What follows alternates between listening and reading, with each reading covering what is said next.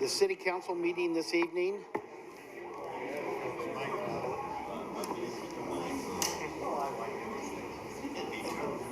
Tuesday, July the 11th, 2017, so I'll go ahead and call us to order.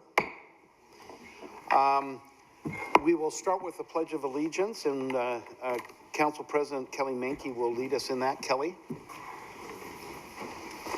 I pledge allegiance to the flag of the United States of America and to the republic for which it stands, one nation, under God, indivisible, with liberty and justice for all. Thank you, Kelly.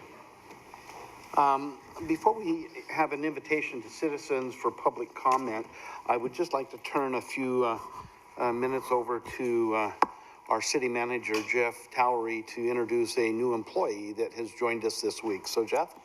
Thank you, Mayor, members of the City Council, members of the audience. As most of you know, Jay Pearson has retired from the City of McMinnville after a long and fruitful career as our Parks and Recreation Director, spending nearly 40 remarkable years. Jay is looking forward to the next chapter in his life, during which we expect him to continue to be an advocate for the good things that he's done over the course of his career, and to follow in his indomitable footsteps. I am happy to introduce to you Susan Muir, our new Parks and Recreation Director.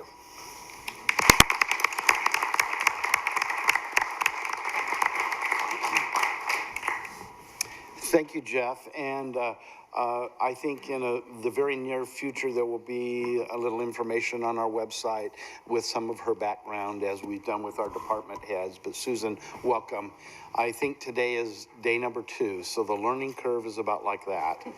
So we're to our portion of the meeting where we have an invitation for citizens for public comment, and anyone who would like to address the council on topics other than a topic already that is on the agenda tonight, a matter that is in litigation, a quasi-judicial land use matter, or a matter scheduled for a public hearing at some future date, may address the council. And again, during this piece of our meeting, it's primarily you having comments to us and just bringing us your concerns. Typically, we don't have much of a dialogue, but it's an opportunity for you to express to the council. So anyone that would like to come, please state your name and sign in, and then you can address the council. My name is Alan Zosky. I'm a friend of the airport, and I'm here tonight to convince you to redraw our leases. The numerous hangar owners out at the airport are loyal. They've been paying their taxes for years. And then suddenly a new person comes along and gets a better deal. He's spending a lot of money. It's wonderful, and I'm not here to change the deal that he's made, but it's not fair to the rest of us. It's wonderful that he's building a hangar, and he's got a small airplane that's going to use a lot of fuel. We're all going to benefit from that. That's not the issue. The issue is the public airport. Everybody's treated the same, and I know that all you feel the same way, that nobody should have an advantage or given a special deal. And all we're asking for, we're not asking for any money, we're just asking for an extension of our lease as proposed for his lease. And what that'll do for the community is we won't have rusted old hangars like we have out there that belong to the city. Not that they couldn't be fixed up, it's just that nobody's interested. But if you own them, of course you keep them that way. We have a lot of money invested in the hangar because we have a lot of money invested in the hangar. It'll be easier for us to get a loan on the money.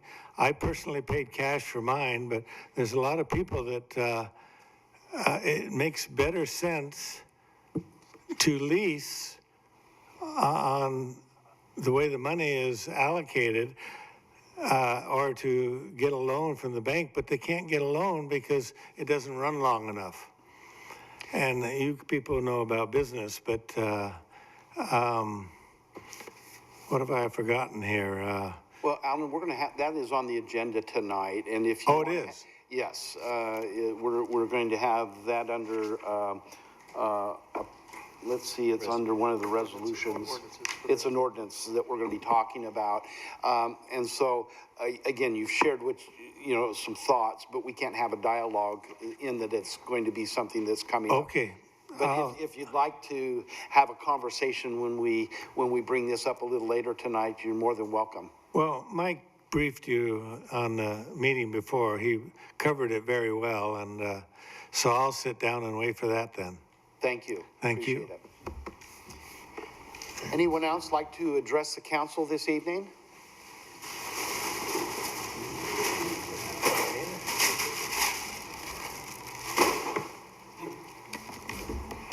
My name is Colin Schroeder.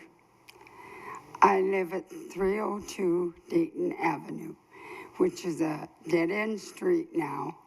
And when I was a child, it was the main road to 3 Mile Lane. But when the new bridge was built, it was vacated and it's now a dead-end street. At the end of Dayton Avenue is where I live. There is a parking strip and a sidewalk. And I have been having gangs of teenagers hanging out down there, making a mess, being rude, disrespectful, throwing things into my yard. This is a sampling of what I pick up every day after they've been there. Today I went down. This is something from the court that was ripped into shreds, and it says something, I couldn't find all the pieces, and I'm not a very good jigsaw puzzle person, but it is something about if you do not appear, you will be arrested. I have a cement retaining wall that runs the length of my property. They're doing graffiti on it, not using spray paint. They're scratching it into the concrete, which I figure is going to be harder for me to get rid of. The amazing thing is they can't even spell their gutter language. And they were down there during the school months all the time. I've called the police officers and they've come, but they said because, at least the kids told me, that they've told them they're welcome to be there. It's city property. But they are not welcome to leave a mess. Also was a used condom today. I didn't bring you that. There are pants in there. They're burned out. They're setting small fires. And down there, there's a lot of dead brush and trees. It would be a major, major problem if a fire started down there. It would be very difficult to put out. When I come in and out of my driveway, they give me the high sign, if you know what I mean. They yell at me, "Have a nice day," and they're taunting me. I don't feel secure. I've lived there 43 years and never had this problem. I've lived in this town. I was born in this town. I've lived here my whole life, except for when I went away to school. My husband and I, after college, decided this is where we were coming back. But the livability is not good, and I know you're struggling with this homeless problem. But these kids, I think, are more dangerous. They're up to no good, and they are next homeless.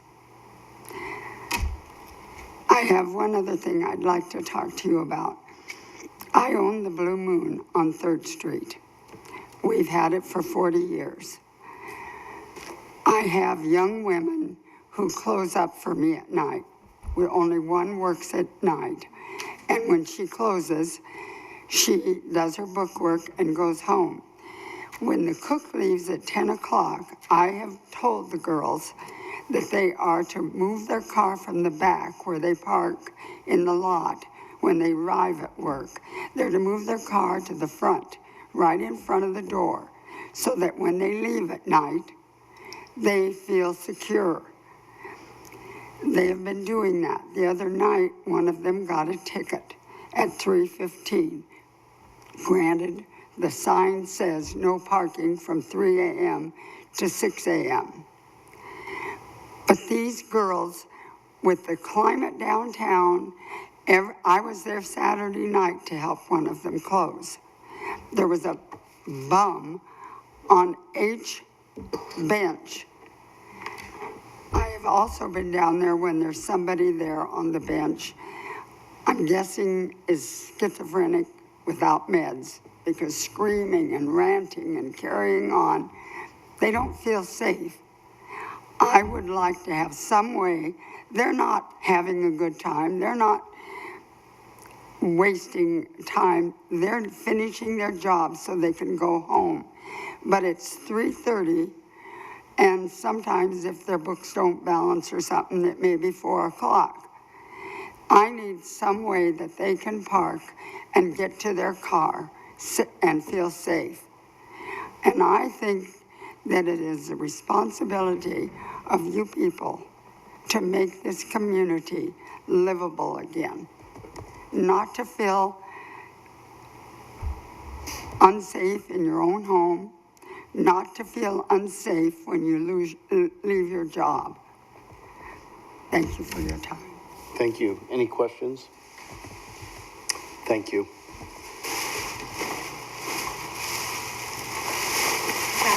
Some notes just in case.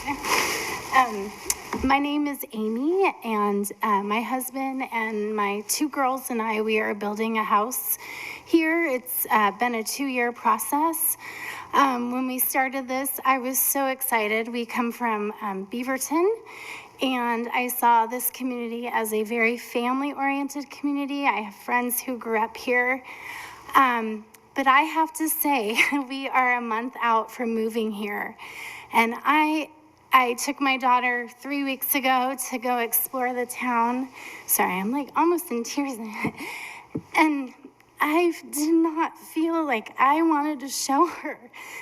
We went to the library, we walked downtown, and we did not feel safe. My husband and I, we watch these meetings monthly or when you have them, and I felt like I needed to be here to represent someone that's moving into this community.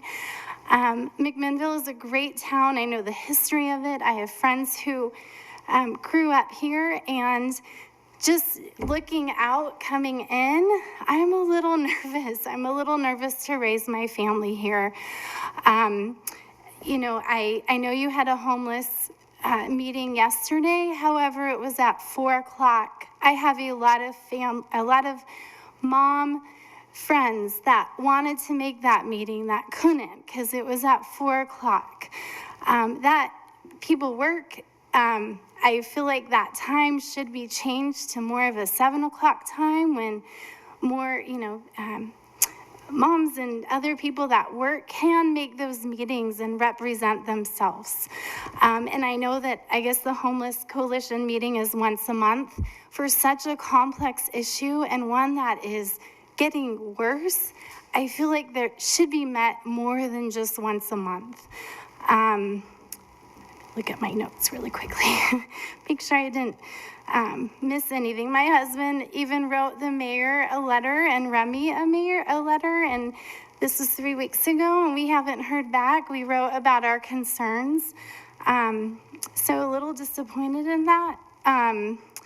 I appreciate Yamhill's 10-year plan for homelessness and affordable housing. I feel like this is a much bigger issue than affordable housing, and I know this is a really hot topic right now, but I felt like I needed to represent the other, families that are about to raise their families here, and something needs to be done. And I feel like I'm a very compassionate person. McMinnville is a very compassionate community.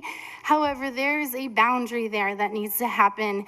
I was even talking with someone that is doing the soup kitchens, and they're saying that there's a lot more new homeless, new representation coming into McMinnville knowing that they're going to be taken care of no matter what they do. I guess there's now a bus line from Portland to downtown McMinnville, which a free bus ride, I guess, or very cheap, which they are coming into this town. This town is a small town. It does not have the resources or the budget to really handle this issue, and especially if you're going to have a meeting once a month. I know that, meetings like this, citizens can talk about, can come up with concerns, but as someone coming into this town, I would really like to know what strategies McMinnville is going to be doing to address this problem. I'm a little apprehensive of leaving such a family-oriented city to come here where, I on social media, I hear all about how parents cannot take their kids to parks because there's needles everywhere.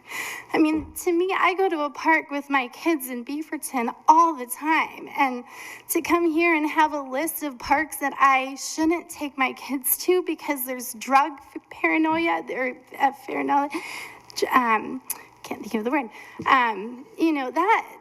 that's disturbing. That is very disturbing. And even downtown to not feel safe. And so I come to you as a concerned citizen moving into your community, and I would really like to know what those steps are of how we're going to combat that and how we can make this a family-oriented city once again. I love McMinnville. I love the history. However, safety is becoming a concern, and so thank you. Thank you, Amy.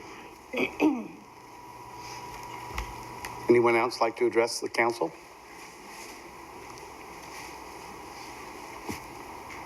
Good evening. I won't be long. My name is Steve Gertz. I was born and raised in New York City, lived in Los Angeles for 47 years. 3 years ago, I moved to McMinnville. I love McMinnville, Oregon. I'm going to die here. But before I die a natural death, I may die of horror because Ford Street, I live on Ford Street between 1st and Washington, but Ford Street between 1st and 2nd Street has become a transient living room and bedroom and rec room and everything else you can think of. I have witnessed junkies unconscious, scratching their face, scratching their bare bellies. For better or worse, I know junkie behavior when I see it. I have found syringes on the curb strip in front of my house. Well, I'm not afraid for my own personal safety. I can take care of myself. I'm concerned about young children walking up and down the street. It's gotten to the point now where I walk that's part of Ford Street so often that now these people are saying hello to me. I'm a compassionate person. We're all compassionate people here. McMinnville's a compassionate city. But at a certain point, our compassion becomes encouragement. And there has to be a boundary set. I spent 15 minutes on the phone this morning with a wonderful member of the police department here in McMinnville who explained to me, or tried to explain to me, what the situation is. He went through the 3 types of transients they are, the fact that there is no legal way we can get rid of these people without getting into trouble. So I'm wondering, surely there must be legislation that can be passed at a local level that can control this issue within the boundaries set by the 9th Circuit Court of Appeals, as I was informed this morning. Perhaps it was you that I spoke to, sir. In any case, I come here with no solutions, unfortunately. I hate that. When I was been a boss in the past, I hate people coming to me with problems, but not presenting solutions. But that's what you guys are here for. So I'm hoping that somehow, some way, we can get a handle on this problem, have some legislation passed, remain compassionate, but not foolish. Thank you. Thank you, Steve. Others?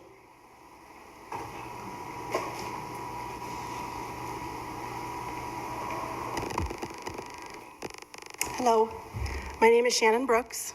I live over on Morgan Lane, which is by Thompson Park. Group of neighbors and I formed a neighborhood watch group about a year ago. We came to several of these meetings, so a lot of you might recognize some of us. We had some drug problems in the neighborhood. We thankfully have gotten, I won't say gotten rid of, but we've turned things around quite a bit with the help of the neighborhood, the police department, the city of McMinnville. So I want to say thank you for everybody that helped in that process. I came here tonight with the same concerns that the three people in front of me just talked about. So I won't bore you with any more of that because my talk was going to be exactly the same as what you've heard. But it definitely is a problem. Another thing that I came here tonight to talk about was the fact that we need more police presence in McMinnville. They're doing a great job, but I know that they're thin and they can't be everywhere that they need to be. I don't know what it's going to look like to get that to happen, but I think a lot of us will agree that it's something that needs to come at a higher priority, or a high priority, to make the community feel safe. I also am on a lot of social media sites for the community. I don't say much, I usually just listen and take it all in. And a lot of the feedback I'm seeing are people complaining that there's no police presence when some of these illegal activities are happening. I know that they're still gonna happen. It's just the way it is, it's reality. And the police are doing a great job. Like I said, they're doing everything that they possibly can. But I know they're stretched thin, and we need to find a way to get them in the community more so that the community will feel safe. And I think that just will help a lot of the situation that's going on with everybody's concerns. So. Thank you, Shannon, and Thank you. we'll take your comments to heart. Thank you. Mr. Mayor, may I? Yes. Shannon, I wanted to take a moment just to point out that you said that you'd addressed some of the concerns in your neighborhood through forming a neighborhood watch. And Yes. I really applaud that effort as we are taking on a lot of different challenges in our city. There's a lot of misinformation and a lot of muddled conversations. The one that I've heard from the folks that have come up here tonight is aligning our entire homeless population with a population of people that uses drugs. Exactly. Right. So I really applaud your effort in doing that, and I think that as we work together, and certainly this council is not only aware, but is working very diligently on addressing many, if not all of the issues brought up, including how to best support our police department. I really hope that others can model your effort because as we look to these problems, these two very impactful but different problems that sometimes cross over one another, homelessness being one, drug addiction being the other. And we see a pretty small amount of that crossover, but it certainly is present. I hope that others can model your effort and not only say, what are you going to do, but do what you're doing, which is to find ways to take action themselves to help reduce drug use and reduce homelessness in our community. So thank you. I agree, and thank your you. effort. That was very nice of you. Thank you, I appreciate it. Scott, could I Go ahead. suggest one other thing? gonna You stay had here. mentioned just briefly about police presence. Yes. And what you have to understand is even though last November we made a decision to hire 3 more police, well, actually I think it was earlier than that, in October, there was still the process of hiring, and then there's a tremendous amount of time involved in training police officers. So I don't know, how soon will we see most of those people on the street? We have 5 in the academy right now, so by not until the end or around mid-February that you're going to actually see those 5 all be soloed and on their own. So February. So it's obviously a year and a half. Yeah, but we're working on it. No, I understand it's a long process. I know a little bit of the inside there, so I do know it's a long process, and they're doing a great job, so I'm just wanted to throw that out there, that it needs to happen. I want people to understand that there is a That's good to know, process, 'cause I don't know a certain amount that- of training that has to happen Yeah. for people to, it's just not something you do immediately. I agree, and yeah, I think it's good that probably not everybody understood that, so. Thank you. Thanks. Any other comments? Again, thank you, Shannon. Thanks. Good to see you. Anyone else? Hi, I am Stacy Martin, and I am a property owner downtown, a longtime resident, cheerleader for McMinnville, and very proud of our community. I also have seen a big change in the downtown. I had an occasion to call the city and was sent to the police and had a great support system. But I would like to ask the question of this council, are there some things that we can do to help the property owners, especially downtown, where people are on the sidewalk in the city's property? Are there ordinances that have no camping in the city, no loitering? Certainly the police presence, the neighborhood watch is all wonderful. But as a citizen, not only do we have homelessness, drugs, we have mental illness, we have tourism, we have we have this big, wonderful mix that's McMinnville. And I don't know that I'm trained to deal with the kind of folks that we're seeing on our front lawns, speaking personally. So I would like to ask that question, and we know it's timely, but are there some things that can happen immediately? And then also the long term, someone's camping in McMinnville, you're not allowed to be there, what's the next step? Because as was mentioned before, we are a compassionate group. There's a lot of people doing a lot of good work, but I don't know that we have the tools. I'm thinking about the churches, the community groups, but we don't have the tools to put it all together. And so I think the city can take action to give us some quick help and then formulate the long-term plans. Thank you. Any questions for Stacy? Thank you, Stacy. Any other comments that would like to be brought before the council?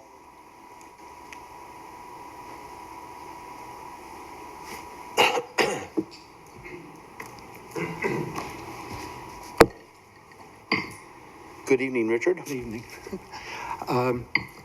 This is a matter that some of you may recall. I came before the city council last year. Richard, could you identify yourself and your address for the record? Yes. My name is Richard Anderson, and I live at 960 Edmonston Street here in McMinnville. Last year, I came before you to talk about a situation with land next to my property. In 1888, when Cosign's third edition subdivision became part of McMinnville, certain land was set aside for use as roads if necessary. And the rules specifically say that if the land is not needed for roads, it will be returned to the subdivision and attached to the nearest property within the subdivision. And that's my property. In the decades past, houses have been built up. The road is totally unnecessary now. And I had asked you if you could start a process to consider vacating the land. And you were very receptive to that, but you asked me to first try mediation. I have done that. It didn't work out with the neighbors. They have said they wouldn't sign the normal procedure to go through. And so I had asked you to start the alternate method of going through. And so after more than a century, it can be returned to the tax rolls. And I'll just pass these out to refresh your memories on what the problem was, then I'll be done.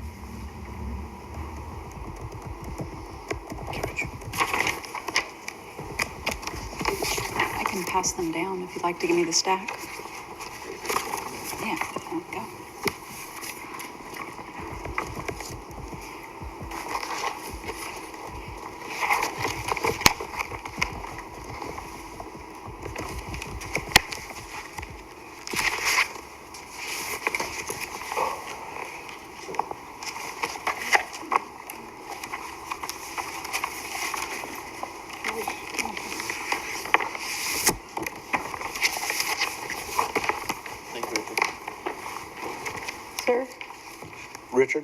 get one more?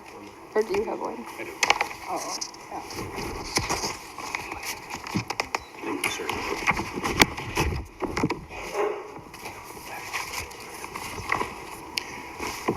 Thank you, Richard. Any questions? Many of us were here when Mr. Anderson came initially, and we asked him to, again, address his neighbors with the adjoining property. So this is, I guess, a follow-up on that, and you know, we may have an opportunity to look at it and then discuss it at a meeting down the road once we become familiar. I think there's at least two of you that may not have been a part of those discussions. So we'll bring that up again, and I'll keep it. And Melissa, could you just put that as an agenda item at a later date? Thank you. Any other comments to be brought before the council this evening?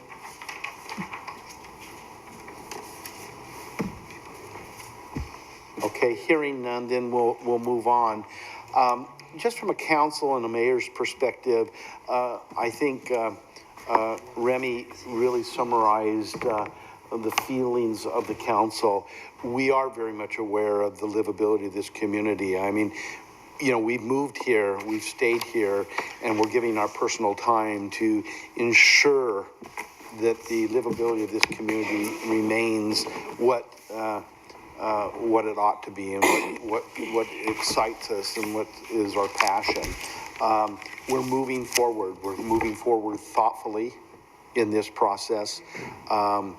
And so be aware that we have many discussions, and it's not just once a month in these various committees, but the council, as a matter of fact, a part of the council talked tonight about some alternatives that we might be looking at. And so from my perspective, we've heard your message.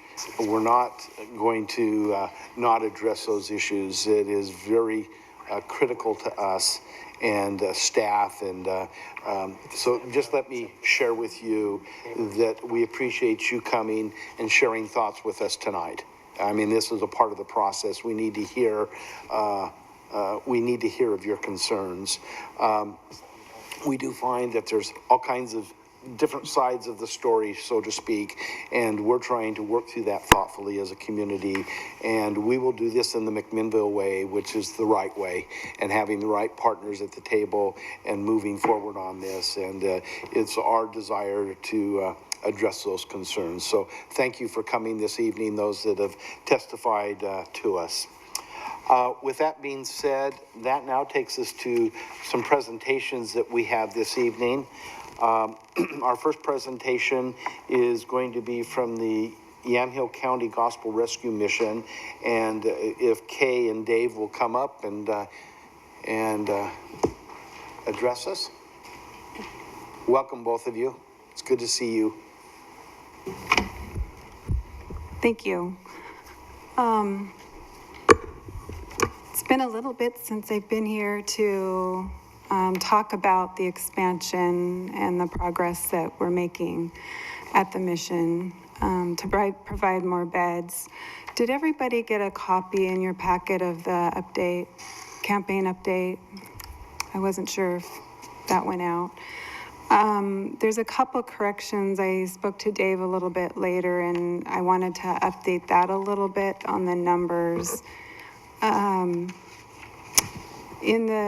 In the report, we talked about the shelter being completed and opened for the winter. The fundraising overall, I had mentioned in the letter that it was around a little over 850,000. It's actually over the million mark now, which is amazing to me. This community has been very supportive with this project in cash pledges and gifts in kind. So overall, in cash, we're over 400,000. So we should be able to start building the men's facility this coming fall, or at least starting it. So we are moving ahead, and I've heard what everybody has said tonight, and I totally understand where everyone's coming from. But also from a personal perspective, I I see a side of the city and the county, and the city especially, as being such a great help in what we've been doing to help the homeless and to provide more space and to provide that emergency housing where it's needed desperately. I've had so many contacts over the years, and I was happy to see Doug Montgomery here. He was here in the beginning. I don't think Bob's here tonight, but he was also here in the beginning, Bob Poskins, and it's been a long haul, and we've come a long way, and we couldn't have done that without the support of the city and the help of all the departments, and I think David's gonna address that in a little bit more, but I just wanted the community to know as well as I sit here that the city is working on this, and they have supported us along the way, and we have been able to open up this shelter. It opened the day after Thanksgiving. It was a very big success. We almost doubled what the winter shelters were housing people last year. So the capacity for, or at least the number of people coming in, was almost double that. So we were getting a very good response. We were full. So we were averaging 35 people. So we had to open up some beds over at the main facility for the overflow. You'd think it'd be the other way around, but it turned out, because our capacity for the shelter is much, much larger. So I just wanted to share that with you, that that was a success, and we couldn't have done it without the speed of the city helping us get that open, because there was a lot of bumps along the way, I should say. So that's one thing I just wanted everybody to know, that the city has been helping and they have been doing things, and this is one of them, and we are probably the triage phase of the whole big picture, but it's been a very big success. So I just wanted to put that out there. We've probably, over the 4-month period, I would say there was about a little over 3,700 people that we were able to house.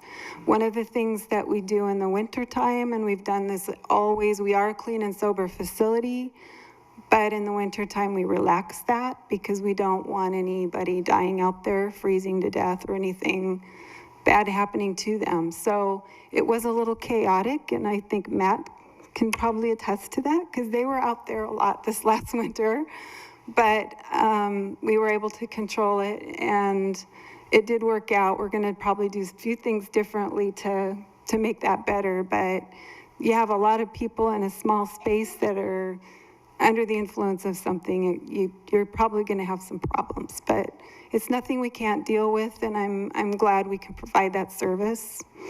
One of the things I did want to mention, and talking about social media, I've seen a lot of information going out about people wondering, well, we need a shelter. Why don't we have a shelter in McMinnville? Maybe somebody needs to get together and make a shelter. And so I think there's a lot of, people really don't even know we exist. And that's part of the problem. So I've been trying to get that information out to the people. One of the things that I think a lot of even our provider, other partners that we work with, thought was that we closed after the winter because it was to mainly house for cold weather, but we are open all year long for immediate needs. So anybody that does come in can still use the shelter. We had to bring it down to a couple of days to open it just because of the capacity. We didn't have that many people. So we bring them into the main facility. So if we have too many in the main facility, we will open up the shelter. So it's something I'm trying to get out to the community, and I want to make sure that everybody on the council and in the community understands that, no, the shelter is all year round, and it will house up to as many as we can have capacity in both the shelter and the main facility. So that was another thing I wanted to clarify, and hope that everybody learns that we do have a place that the homeless can come. The difference in the summer is that it's just clean and sober, and there is space there. So that was one of the other items. We also, last time we were here, we were talking about Macy's Street. So with the help of the city, we were able to obtain Macy's Street. I think this week is when it's the 30 days, I think, Yeah, that Mike's- waiting period. Mike's nodding his head saying, This week, yay! So as of this week, hopefully that will become part of our property and we'll be able to use that for additional parking. It's also going to help with building design, being able to make it a little larger in areas we weren't planning. So that'll be a big help with especially the parking. So we're working with the neighbor next door and we should be able to lease the other half of that street from them for a while. And so we'll be able to plan accordingly. And so that's moving ahead. The men's facility, after the men's facility is complete, we plan on remodeling the women's facility. And we've been getting a lot of help with pledges and donations just for that and the children's part of it. So that's pretty much a quick update as to what we're doing and what we're trying to accomplish. But I do want to say thank you very much for all the help that we've had. It's just been amazing. And I wish the community knew, as you know, more so than the people here, that everybody knew that you guys have really been doing a lot. So does anybody have any questions about the project? yeah, thank you, Kay, for coming. I talked to Dave and how important it was for you to come and keep us informed. I know a number of us have been out to your facility prior to the improvements that have been made out there. But any questions for Kay from anyone? Only what more we can do to continue to support your work, which has just been tremendous, and the expansion, the street vacation, doubling your beds, it's all very impressive, and we're very grateful for the work that you're doing, and please let us know as you continue to grow and do more. Thank you. And I'll let Dave. I know Dave has some words to say in a possible presentation, so go ahead, Dave. Mr. Mayor, members of the council, my name's Dave Hagerberg. I live at 13951 Northwest Willis Road in McMinnville. And I'm here in really a couple of roles, but one of them is, contrary to what I said about never being on another board, I did decide to become a member of the board of the mission, and I'm the vice chair of that board. But I'm really here tonight because I'm the president of the McMinnville Area Community Foundation. And the foundation has, as you know, made a commitment to partner with the mission on what we think is one of the most critically important issues facing this community in this area, and that's this whole homeless issue. Can we solve it all? No, we can't. But the mission and the foundation and the city and the county and many, many private citizens are really moving a project forward that can make a difference in this community and provide things. Kay mentioned, we now have a shelter now that it's available year-round for up to 35 people, and it's an incredible accomplishment. The next thing is the men's facility, which really is a major part of the expansion, and that's to add that facility and the capacity and to make a difference in providing programs that help people move their lives forward. So the foundation is proud to be a partner in this process, and I will tell you that the reason that I'm here tonight is to express the appreciation and to recognize certain individuals in this city for their commitment and the work that they have done in moving homeless issues forward in this community. What I know is that it's always easy in this world for people to be critical and to criticize particularly government officials and government agencies, and yet when they do really great work, you don't hear about that very often. And the foundation and the mission said that we really wanted this city council to know about the work of your staff and to recognize them, and we've got a special way we want to recognize them. And Mr. Mayor, I'll leave that to you, and we can call them up. But I'd like to recognize some of those, the people that we think were incredibly important to the work that the mission had. And I will tell you to start with that it starts at the top, and that's Mike Bissett. And when I said to Mike that we wanted to come to the council and to make a presentation and recognize the work that he and his entire department does, he said, well, why are you doing that, Dave? We get paid for it. Well, you know what? They do get paid for it. But it isn't hard to recognize when people do far and above what they're expected to do in terms of their commitment and the time they spend, the advice they give, the work they make, and help projects happen. I will just give you one example. Kay and I met with Mike and some of his people about this project and about vacating Macy Street. And he said, well, there's a long process and here's what all the things to do. But he says, we'll get out an outline and we'll put it all together and show you what it takes and what has to happen. The next day, out of his department came that outline of everything that had to happen to get to the point that that street would be vacated this week. And that happened a long time ago. And that happened every single time because people did the work and the commitment. That is one small example.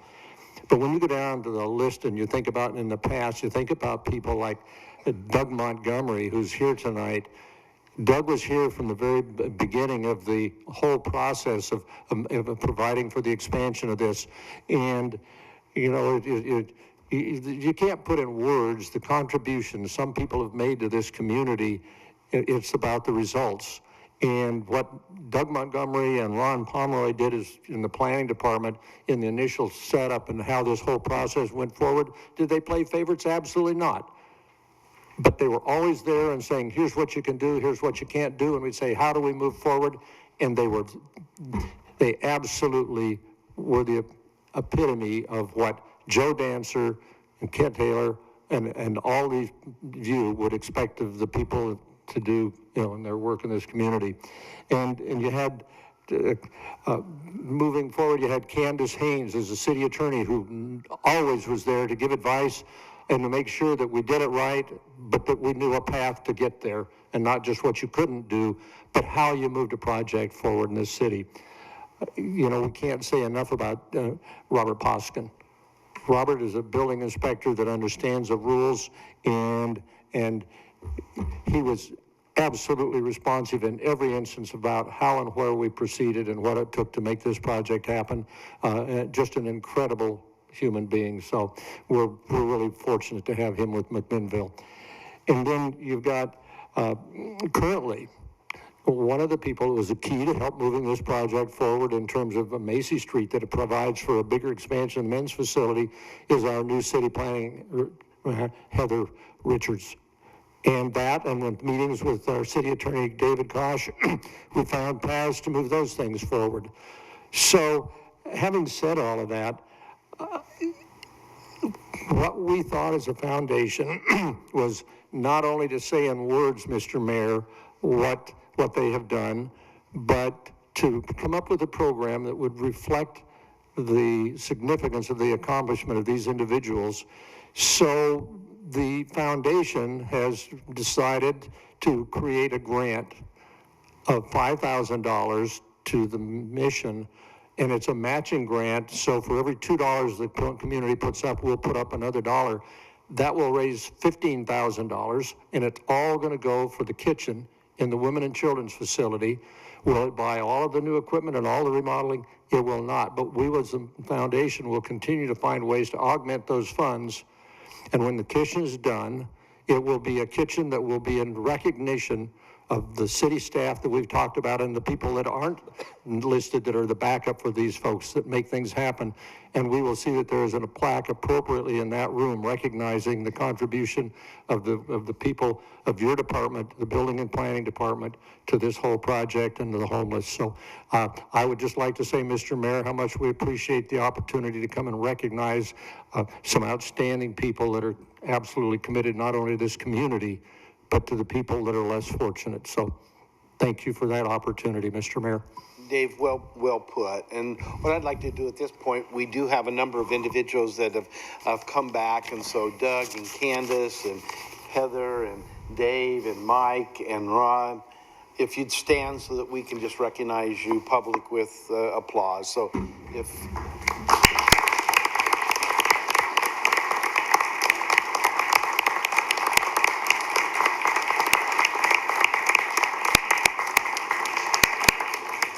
Thank you, Mr. Mayor.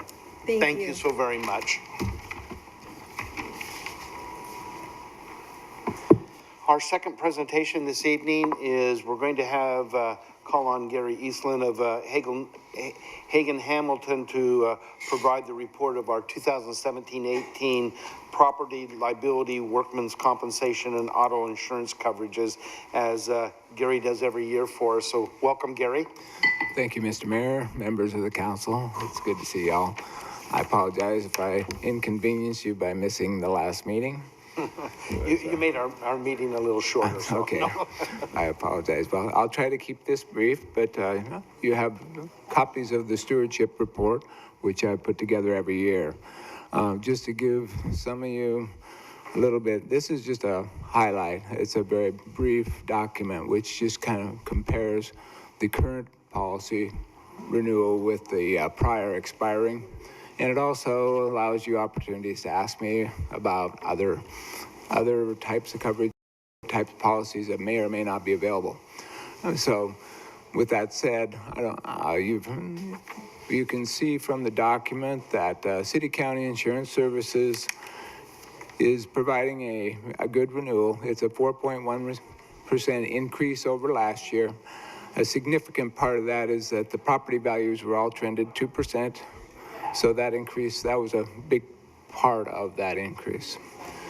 So technically, it's a fairly flat renewal, which is always that's always a good thing. The workers' compensation actually went down a little bit for two reasons. The rates, the national rates went down slightly, and the mod went down slightly. So that shows that things are trending in the right direction as far as management goes, and the mod we have right now is a 0.76, which is excellent,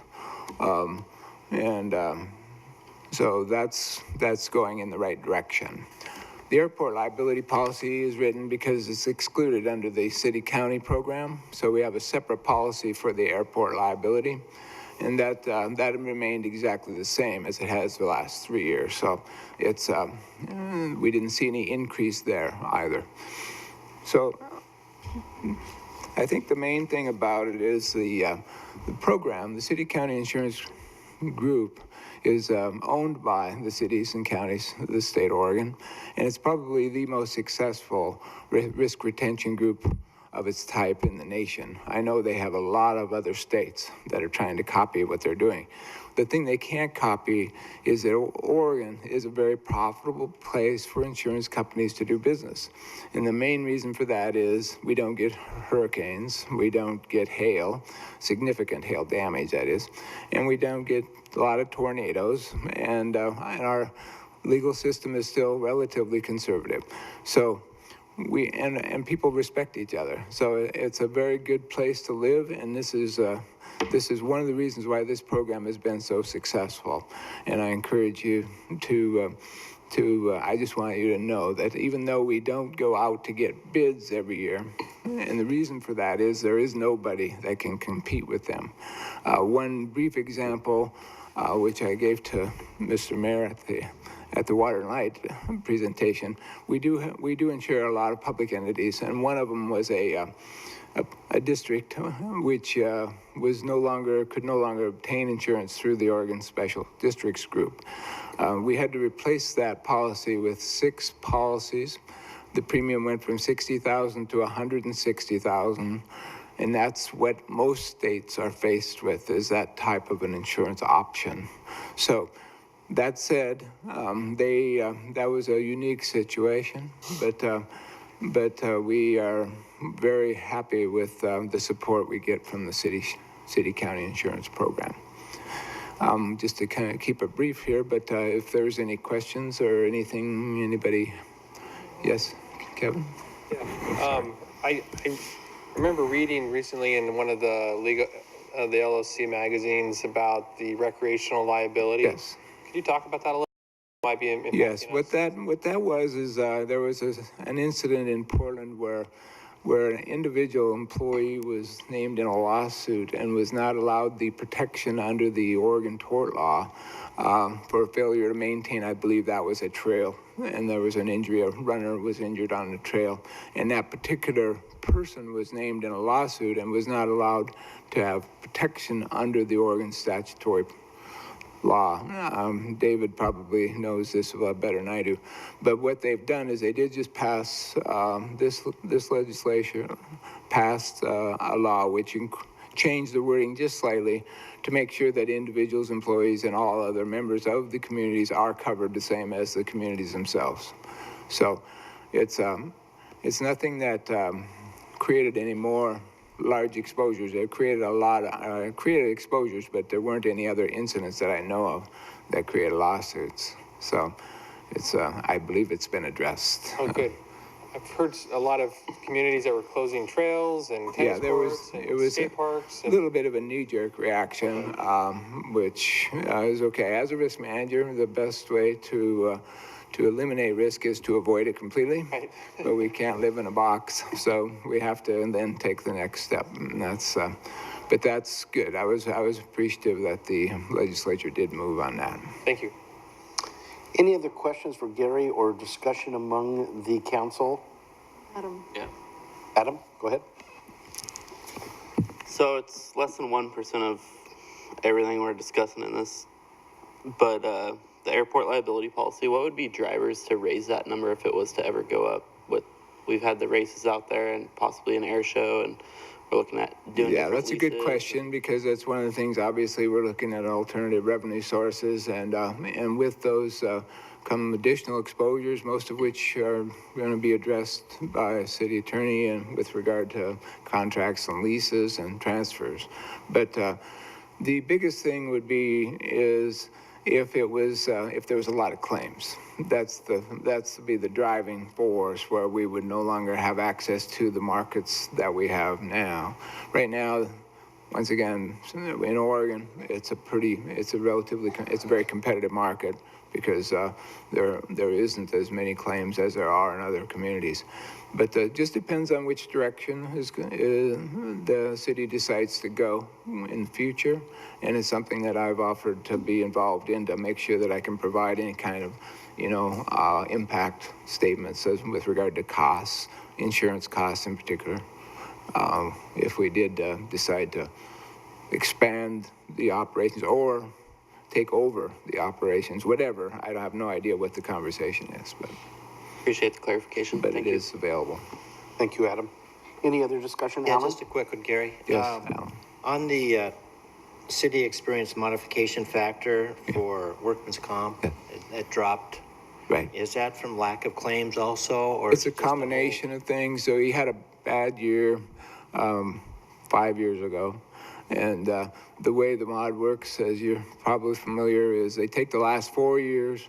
They don't use the most current one because claims haven't developed, so it's really the 3 years combined. Then they average the number of losses and paid claims in a formula called the experience modification factor. So when 1 year drops out, then the most current one drops in. The one that dropped in was a very good year, and the one that dropped out there was more activity. And one other piece on that, which is another conversation with Water and Light, we used to combine them with us on our workers' compensation. 3 years ago, they initiated it. They said we would like to have our own policy, if that's possible, and it was. We set up a separate policy for them, and just interestingly enough, their mod dropped also. So the performance of both policies both organizations has been very good. So thank you. We're looking good towards the future there. Alan and council, as we had our recognition for our Public Works Week, it's just very obvious to me that safety is paramount in tracking and the discussion around that. So I think some of our department heads and Mike and the group really put a lot of effort into that. And I agree. It shows itself when we're looking at the insurance coverage. It should be recognized, I believe. Okay, any other discussion or questions for Gary? Thank you for your presentation, Gary.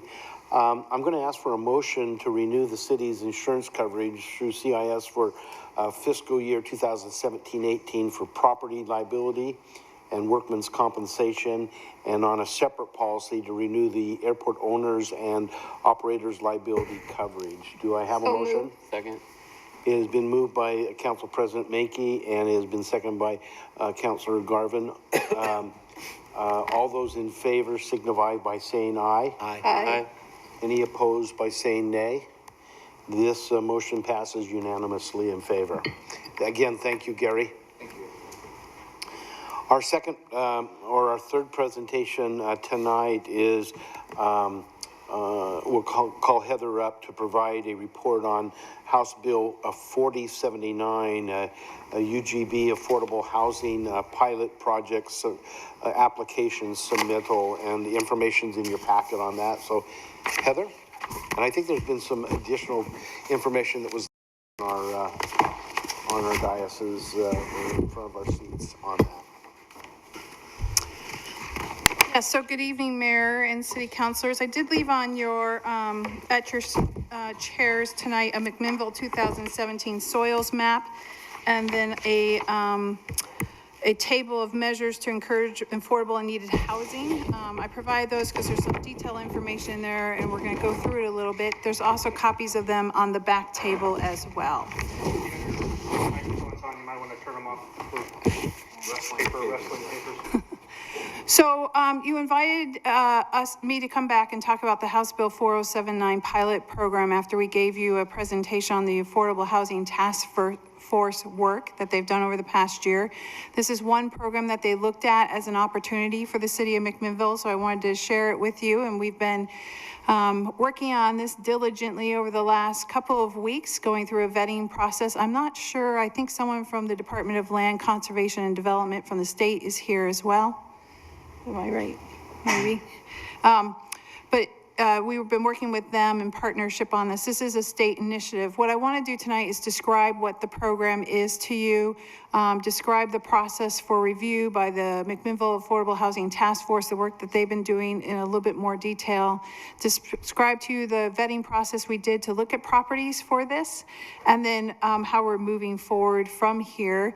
You've seen this slide before. I thought it would be important to bring it back, but this is a bill that addresses affordable housing. There is some rumors in the community that this is a project to address homelessness and to do a UGB amendment for a homeless shelter. It is actually a bill that's directly targeting affordable housing. And why it's important to McMinnville is we do have 4,048 households that are considered house burden. So they are households that are putting more money into their home, more than 30% of their household income into their home, which makes them vulnerable to losing their homes. And that equates to over 9,000 residents. So we have a lot of residents who are in a vulnerable position that could really partake in an affordable housing program. House Bill 4079 is a result of 2016 legislative session, and what it does is it tries to answer the question, unique to Oregon is the urban growth boundary, and affordable housing is a significant issue here in Oregon. Do UGBs increase housing prices? So i.e., anecdotally, does limited land supply in the urban center increase the land value, which then translates into higher housing costs, and is that why we have an affordable housing problem?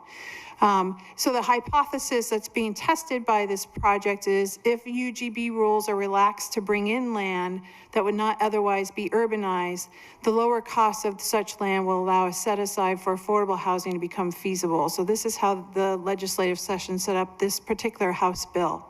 It is a pilot program because what they want to do is study this and see what the results are. It identifies two pilot projects to develop affordable and needed housing on land that's currently outside the UGBs as an opportunity to bring that land inside the UGB and develop it. There's two projects that will be selected, one for a city up to 25,000 in population and one for a city over 25,000 in population. And then they identified that cities that are located in Clackamas, Marion, Multnomah, Polk, Washington, and Jefferson counties are not eligible to participate in this program. The House bill actually identifies a list of cities that they wanted to invite to consider for this program in the House bill itself, and McMinnville was identified as one of those cities for a city over 25,000 in population. The Affordable Housing Task Force, when this came out, looked at it as an opportunity because their charge is to look at increased access to and construction of housing for citizens earning 80% or less of McMinnville's median income, and that particular performance metric is a part of this pilot program. So the House bill itself as a pilot project is looking at a site that's adjacent to the city's UGB, but is no larger than 50 acres. There can be no high-value farmland on the site. The minimum units per gross acre for both market rate units and affordable housing units is 7 dwelling units per gross acre. So for a 50-acre parcel, that would yield at least 350 dwelling units serving approximately 1,000 residents.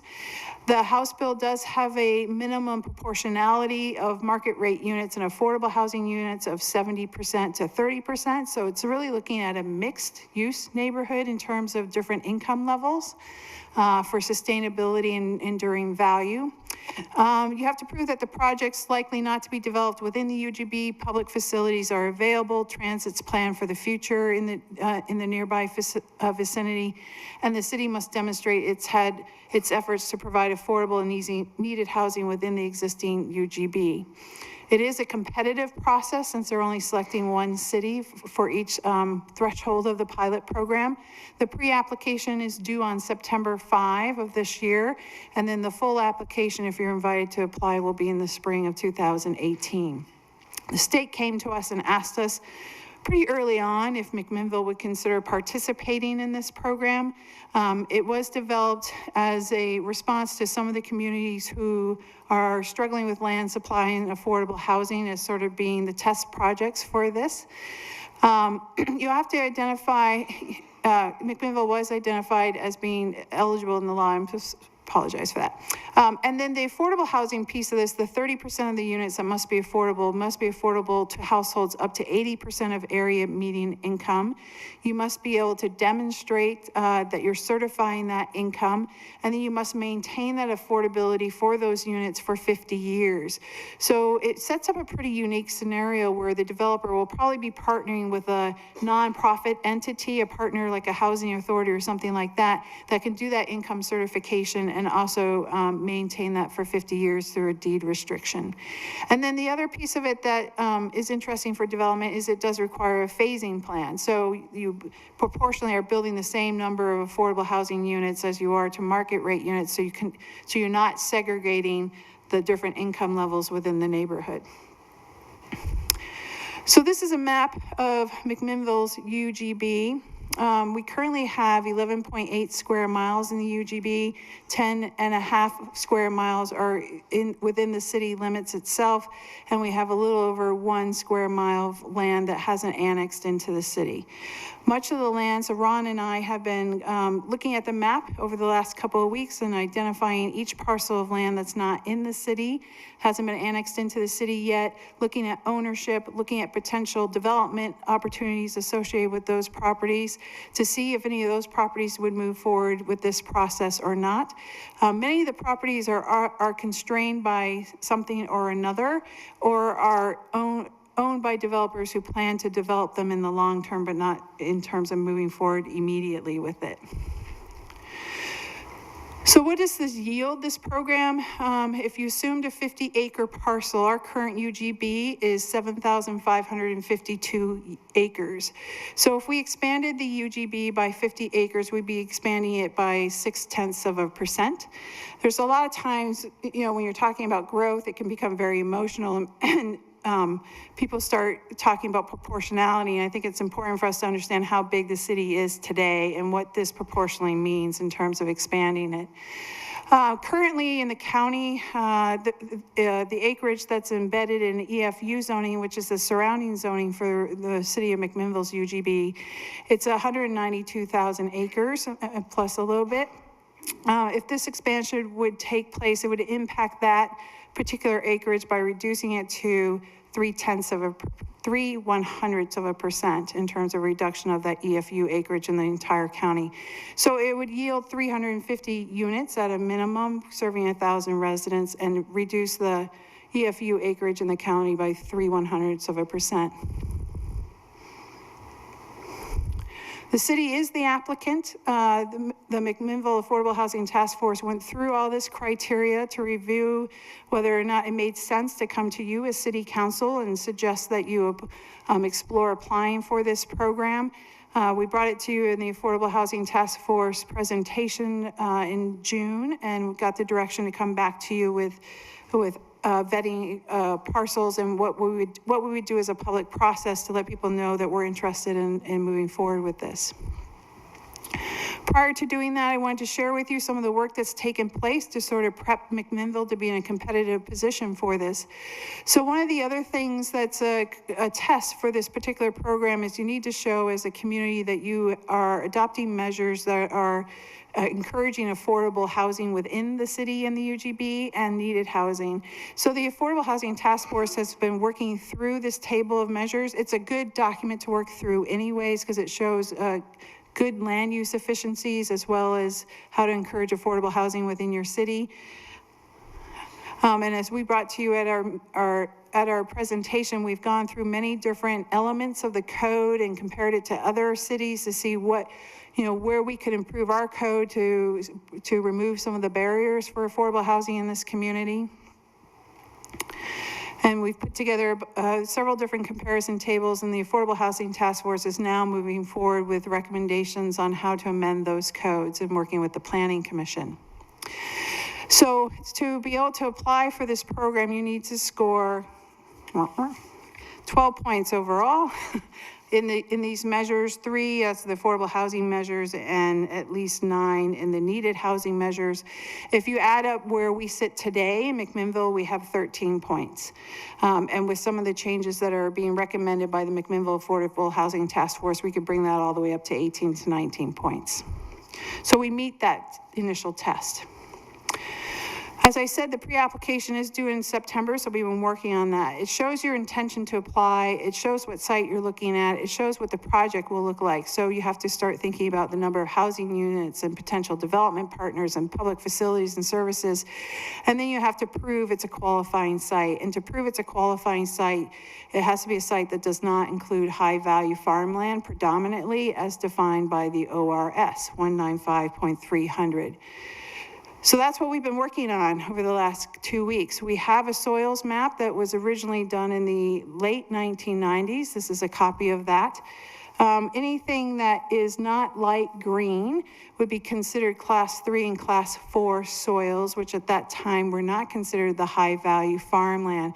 So we felt that there was opportunities in some parcels surrounding the UGB to start considering this project. So we started working on updating this map with the state as our partners and going through the ORS as to what constitutes high value farmland.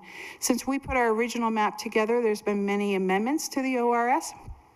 And there's a laundry list of checkpoints, and I just wanted to show you some of the diligent staff has been working through on this. And I want to thank John Barnes for all his efforts with collecting databases and layering them and trying to weave through the attribute tables so that we can respond to all of these. But what's different is there's several subsets of soil classifications under class 3 and class 4 soils that are now considered high value farmland, and I've listed all of those for you. So we had to identify all of those that were in the city of McMinnville. There's also a viticultural area that's considered high value farmland as well. So we've looked for that database attribute, and then there's several other checkpoints there too. So that yielded a very different looking map, and that's what you have in front of you. Anything does not have a color and just has white on it is not considered high value farmland. So McMinnville is in a position where we don't have one single parcel that qualifies for this program. What the audience can't see is our waterways are actually white on the map. So that's the only thing that you'll find that's white on that map. So that's our new soils map. The good news is we have it. It complies with the ORS, and we can now use it moving forward for our long-range planning efforts. The bad news is this is not a program that's going to serve McMinnville, and I think the state is disappointed as well, because McMinnville was a great test program for this hypothesis of theirs because we're surrounded by high-value farmland. It has been a difficult process to expand the UGB, and we do have an affordable housing issue that we're wrestling with right now. So they were really looking forward to working with us on this. And we would like to continue to work with them to try and figure out the question of where do we go from here. So even though the House bill isn't going to work for us, at some point in time we are going to need to have a conversation, a community dialogue about growth and how do we respond to some of these needs. I'm not advocating one way or the other. I like to look at the facts and the data, and Ron and I have been looking at that over the last couple of weeks to sort of get a snapshot of things. Housing supply is constrained in McMinnville. Permit levels are very low here right now. Planning permit levels are very low here as well. It's difficult to fund public services at existing levels if your tax base doesn't grow. So with tax-based reform in Oregon, capping the tax-based growth of 3%, and your public services at existing levels, costs are growing at 6 to 7% a year. It's a gap that's just going to grow bigger and bigger every year if we can't figure out how to sort of meet that sweet point so we can fund existing levels of public services.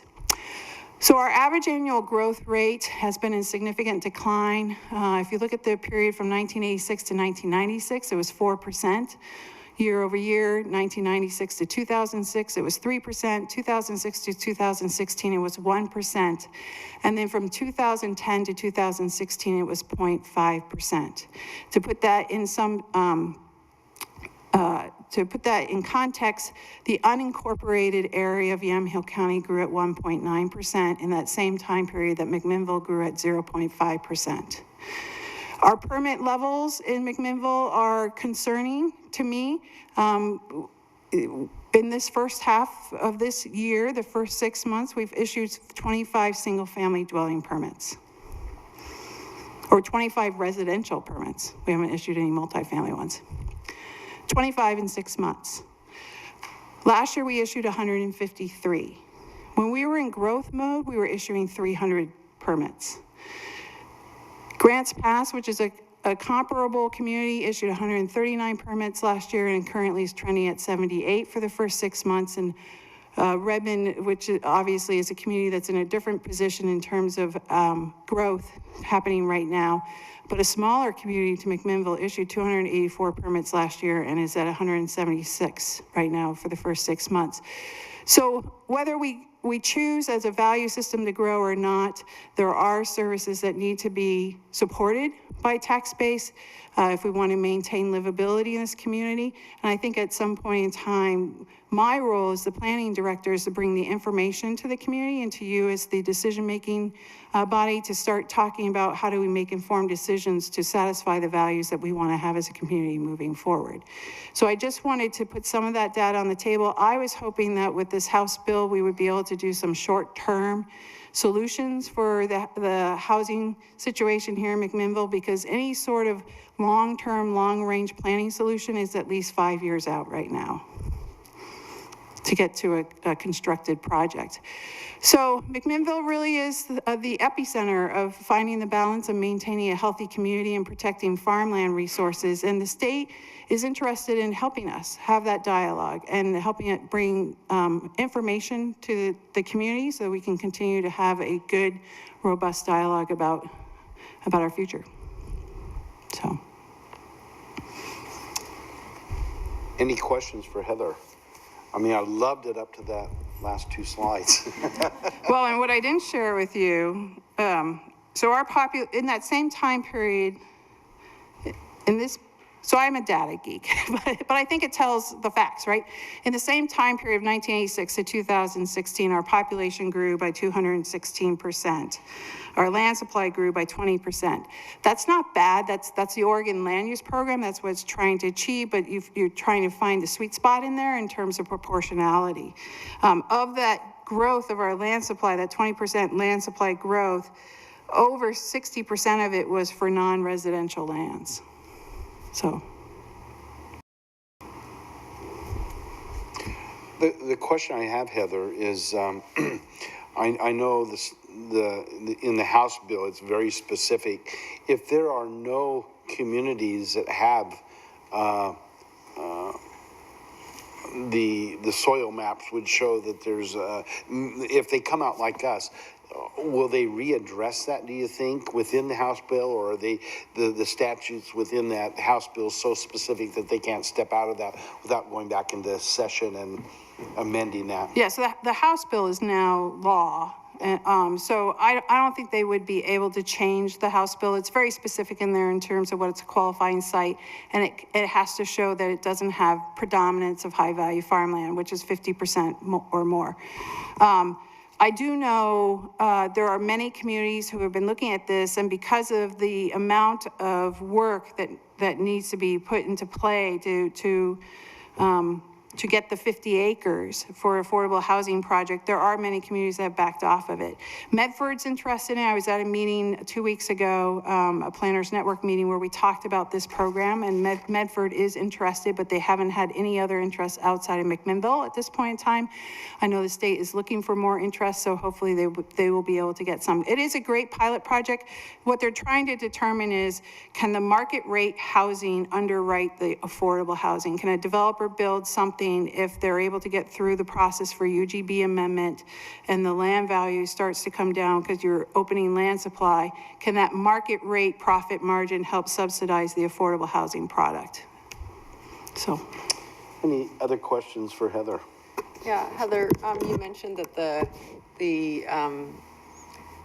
that there's interest in continuing to have a relationship to address this problem in McMinnville. What does that look like moving forward? Like, have you guys talked about how we will continue to work together? No, so this map was finished today at 2:30, and we've been working on it for the last 2 weeks. That's how difficult it was to get through that ORS checklist and find all the database attributes that are in there and start carving them off and illustrating them on the map. And we were working closely with the state team to do that.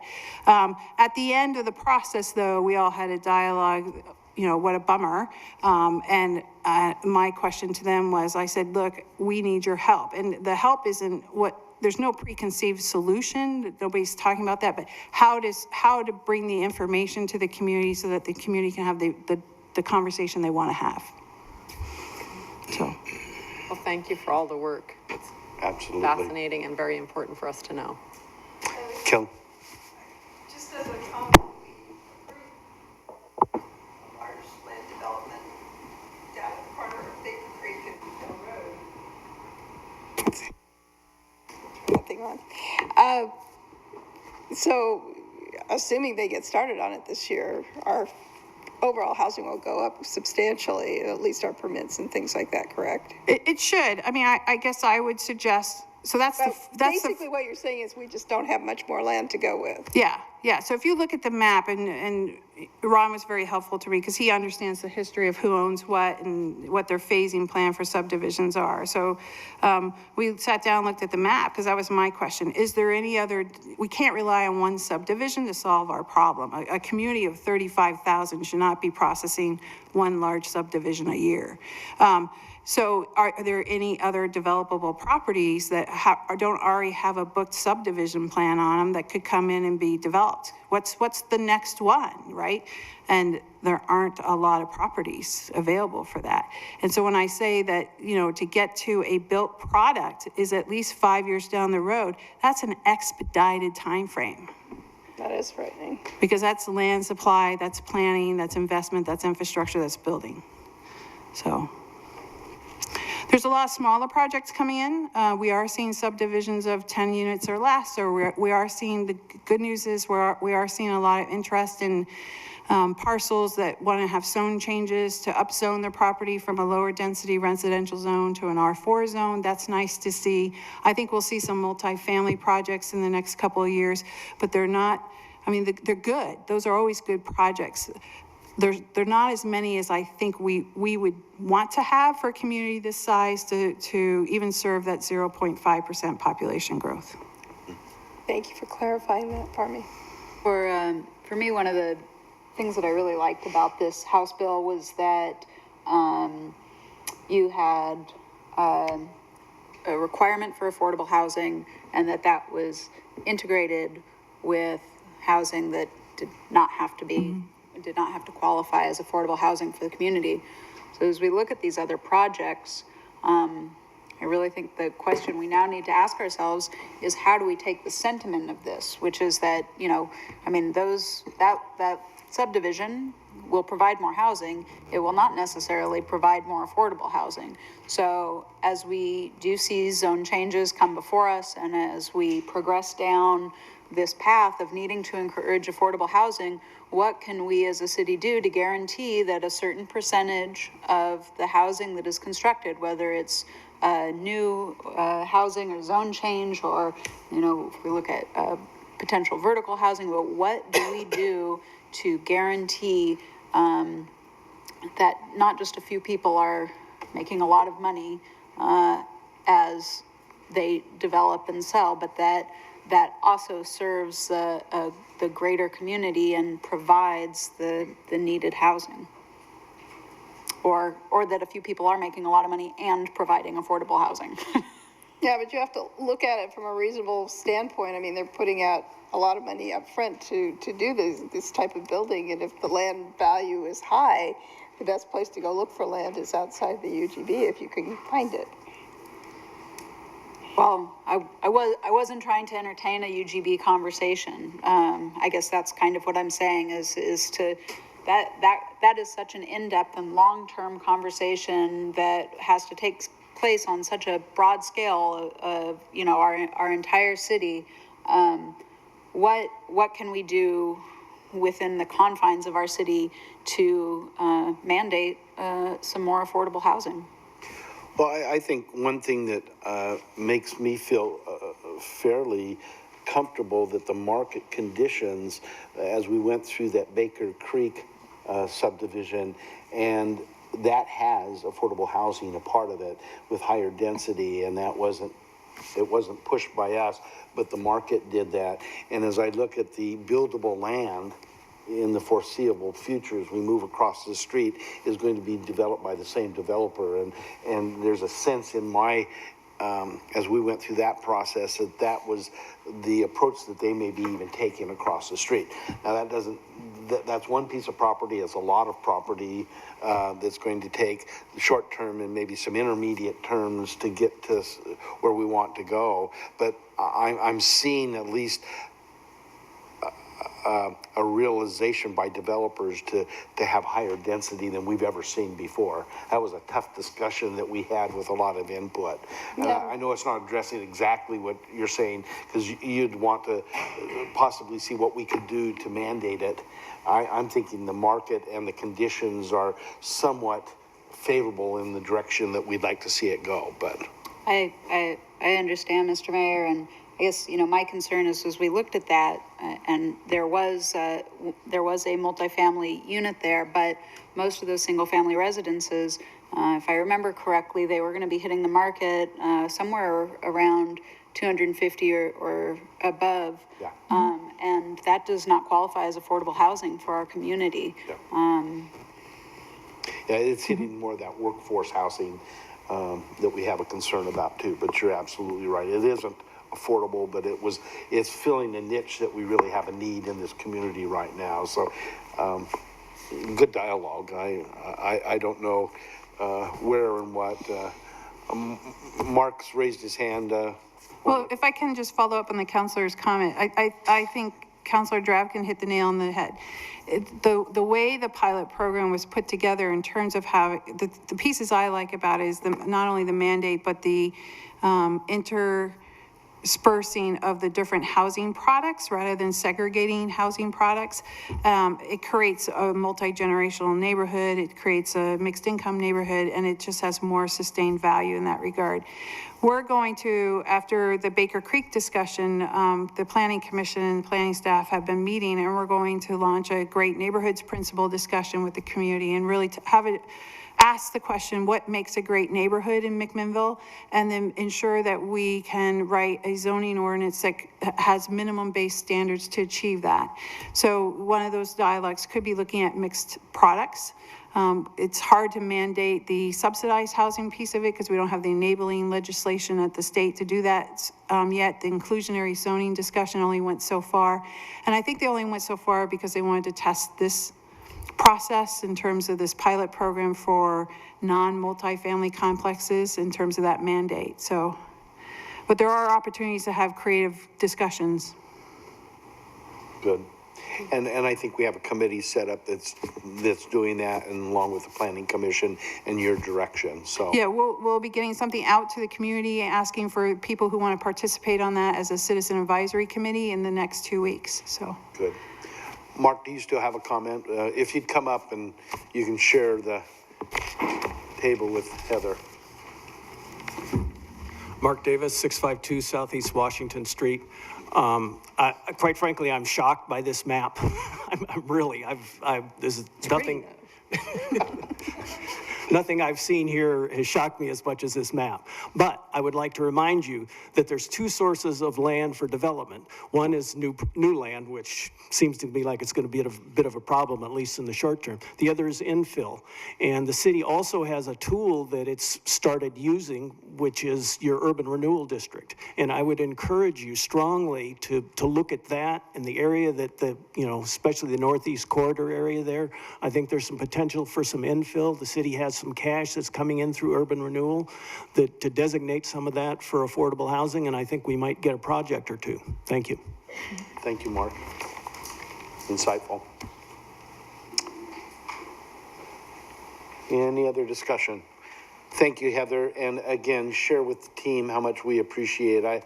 You guys have been putting in some long hours and some late nights to hit some of these hurdles that we needed to do, but we feel your passion. We know that you guys are working really hard, and we appreciate it. So take it back to staff. Yeah, I'll definitely do that. They've been a huge, huge effort on this. Yeah. So.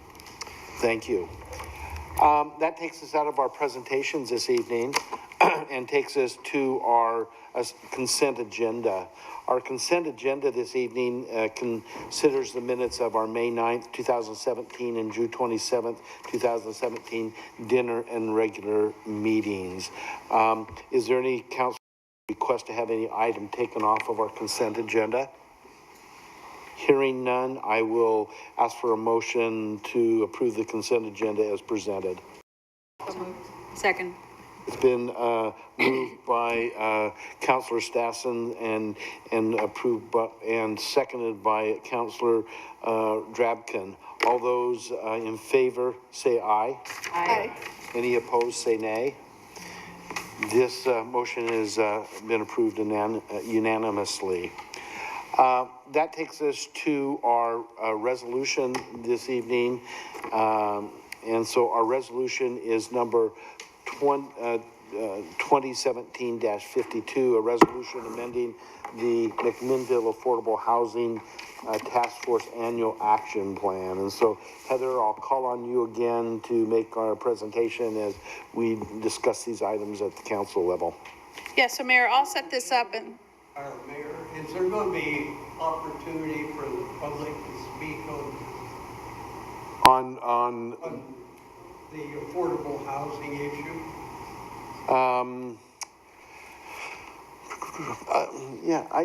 John, if you'd like to, why don't you come up if we pass that? So come up and share some thoughts if you had something prepared.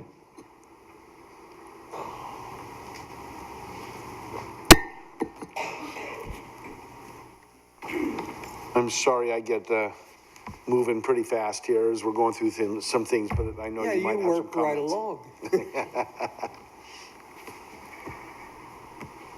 I'm John Engelbrecht. I live at 1266 Northwest Augusta Drive here in McMinnville. I've looked over this House Bill 4079, and what I see is nothing more than a busting of the urban growth boundary. It tells you right off the bat to ignore the requirements of the urban growth boundary. Forget you got a 20-year supply of land in there, and it's you have to put it contiguous to the urban growth boundary. It don't say inside or outside. This is terrible.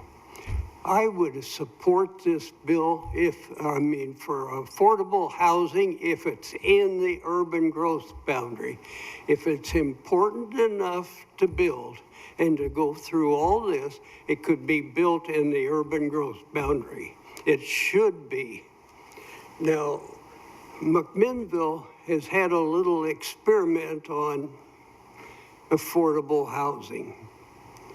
A few years ago, the two of you members up there on the city council remember that they wanted to put lower cost housing along Baker Creek Road, and the city chambers were filled with developers and builders adamantly opposed to it. Okay, they converted the ordinance to higher cost homes. Within 4 hours, every lot was sold. Go look at Compton Crest and you'll see what the affordable housing looks like. Now, affordable housing has to come. People can no longer afford higher scale homes. And if it's that important, it can be built in the urban growth boundary. Now you take House Bill 4079, you couple that with Senate Bill 1573, look what's being done to you. You're being told how to run the city. And this comes from the same group that gave us the 20-year supply of land in the urban growth boundary, that 28 years ago tried to take away our rights to vote on annexation, succeeded with Senate Bill 1573, and that's where you're being treated like you shouldn't be treated. I almost used the word puppets, but for the state, for that group to go and control us through the state, they're controlling all the cities the same way. You might as well throw the urban growth boundary out for what these two bills give you. But again, if affordable housing is important, and it's that important, you can build it in the urban growth boundary. You don't need to specifically have it outside. Thank you. Thank you, John, for your comments.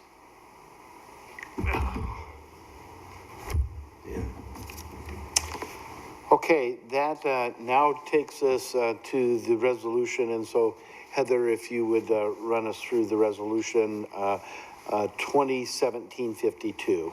Yeah, so Mayor, I'll set this up, and then I think what I'll do is then send it to Councilor Drapkin, who is the chairperson of the McMinnville Affordable Housing Task Force. But this comes to you as a recommendation from the Affordable Housing Task Force. Part of their charge with their enabling resolution was to look at their action plan, which is a 3-year action plan, evaluate it every year and see if there are amendments to be made to City Council in terms of recommendations.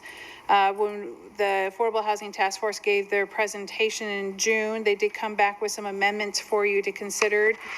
We shared them with you at the time, and then you gave us the direction to come back with a resolution that authorizes those.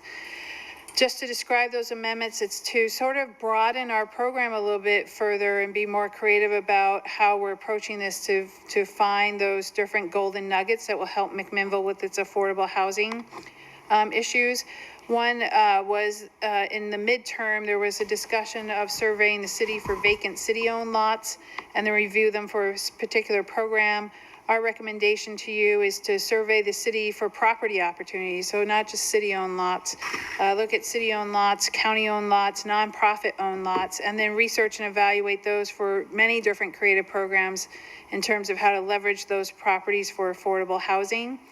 And then under the long-term year, which is the year of 2018 to 2019, we're recommending a revision in terms of priority. Just as we just had the previous discussion, we need to really get our hands on what the buildable land inventory is in the city and understand where there are opportunities to develop and whether that development would be considered affordable housing or higher end housing. And then look at take that and put that into a housing needs analysis so we can understand exactly where the need is as well, and then go from there to building a program. So that's looking at a revised priority for that action. Thank you. I'm going to take just a quick opportunity to, again, note the really incredibly hard, efficient, and thorough and well-done work of our planning department, who is keeping us on pace and moving through a number of action items here that were merely thoughts 2 years ago. So I really applaud that. With looking at the action plan and the amendments, 1 through 4, the short term, those are complete. So the revisions are in the midterm and long term. While I'd leave the long term as written, I would like to also revise the priorities of the midterm actions. And this came up fairly recently, so I didn't have time to get it into the packet, but much as you see those long-term actions reprioritized on our midterm actions, well, one, the number 4 can come off, which is related to House Bill 4079, leaving us with 3 midterm actions. And I would suggest that number 1 would be what is currently number 3, which is to review our emergency shelter zoning ordinance provisions and revise as necessary to provide allowance for tiny homes or temporary shelter to residents suffering from homelessness. Number 2 would stay what is currently number 2, which is the survey of the city-owned properties and other properties, county, nonprofit-owned, et cetera, to research and create programs to leverage those properties for affordable housing. And then number 3 would become what is currently number 1, which is to evaluate the impact of a density bonus for developers, including affordable housing units. The reason I'd like to move that to the 3rd slot is, as we've been hearing, we have reduced opportunities for developers at this time. So with that in mind, it seems to make little sense to have that as our first action item. The other 2 really go hand in hand. And so it's in some ways, it's a matter of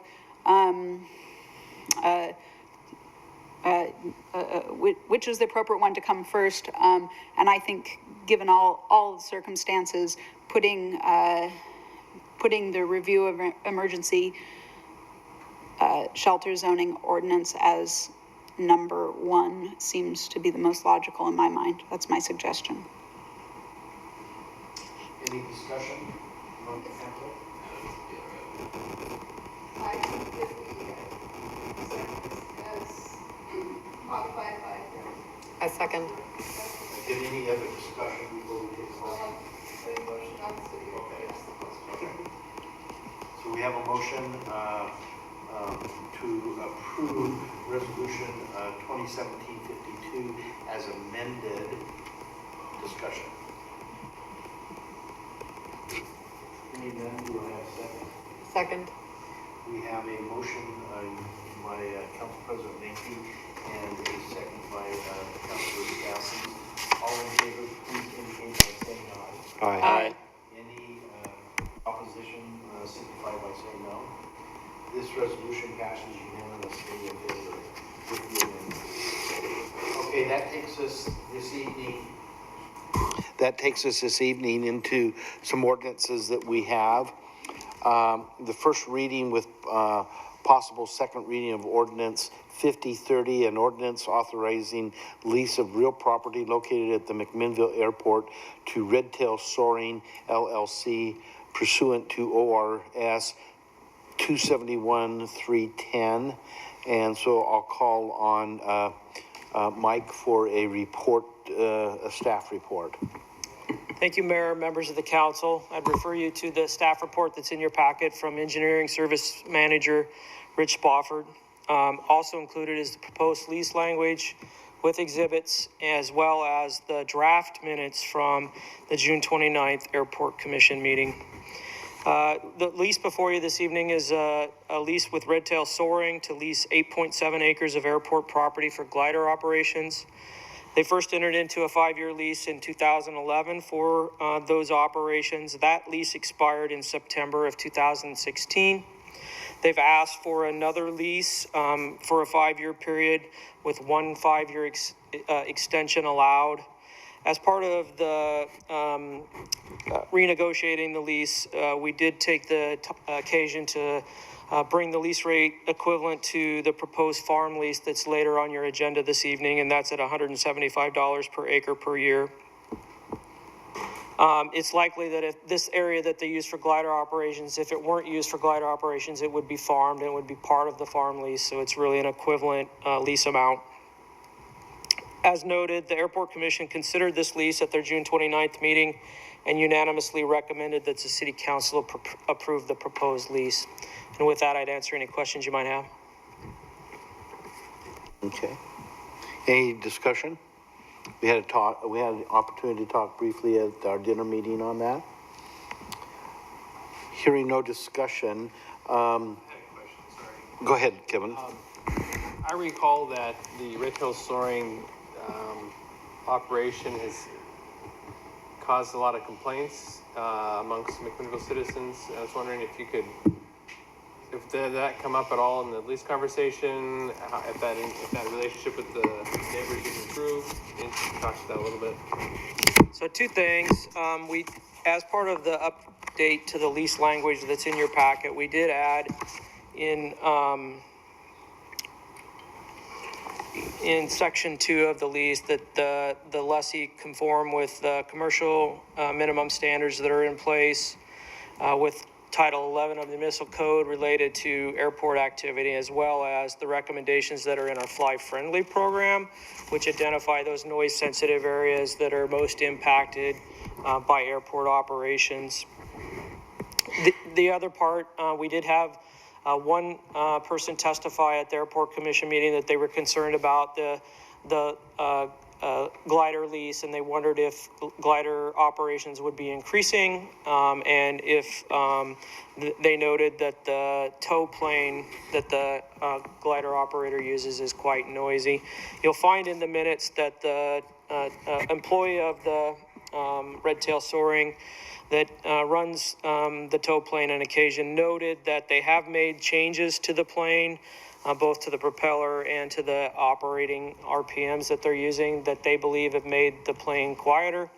They did agree to try to conform to the Fly Friendly measures, and the chair of the Airport Commission noted to the neighbor that if there were issues, they just needed to maintain the communication with the airport manager, and Redtail Soaring agreed to try to work to minimize conflicts. And so I'm not aware of recent complaints related to glider operations. Those Holly and Ingo, our airport managers, have reported pretty consistently at the Airport Commission the complaints we are getting, and I don't recall that we've had complaints regarding that glider operations recently.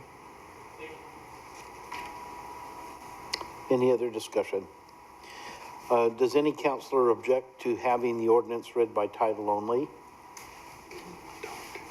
So will the city attorney please read the ordinance by title only? This is a first reading of ordinance number 5030, an ordinance authorizing lease of real property located at the McMinnville Airport to Red Tail Soaring LLC pursuant to ORS 271.310. And again, I will ask for any council discussion or council or staff input at this point. Hearing none, we will now ask for a motion to pass ordinance 5027 to a second reading. Okay. Second. It has been moved and seconded. Voice vote on this one? Okay. Right down here? No, right up here. We'll call for a voice vote. Okay, we'll call for a voice vote. Melissa? All in favor, say aye. We don't need a poll on this one. Okay, okay, so we'll just, all in favor, indicate by saying aye. Aye. Any opposed? Thank you. We have new, we have a little new dialogue here. And we're going through. So, ordinance 5030 passes on its first reading unanimously. I will now ask the city attorney to read the ordinance again, only by title only. This is ordinance number 5030, an ordinance authorizing lease of real property located at the McMinnville Airport to Red Tail Soaring LLC pursuant to ORS 271.310. I will now ask for the motion to adopt ordinance number 5030. I will now ask the city recorder to poll the council. So we need a motion and a second for this one. A motion and a second. I move. I second. Okay, we have a motion by Council President Mackey and a second by Councilor Stassens. I will now ask the city recorder to poll the council. Aye. Councilor Drupkin. Councilor Garvin. Aye. Councilor Jeffries. Aye. Councilor Rudin. Aye. Councilor Stassens. Aye. Councilor Minke.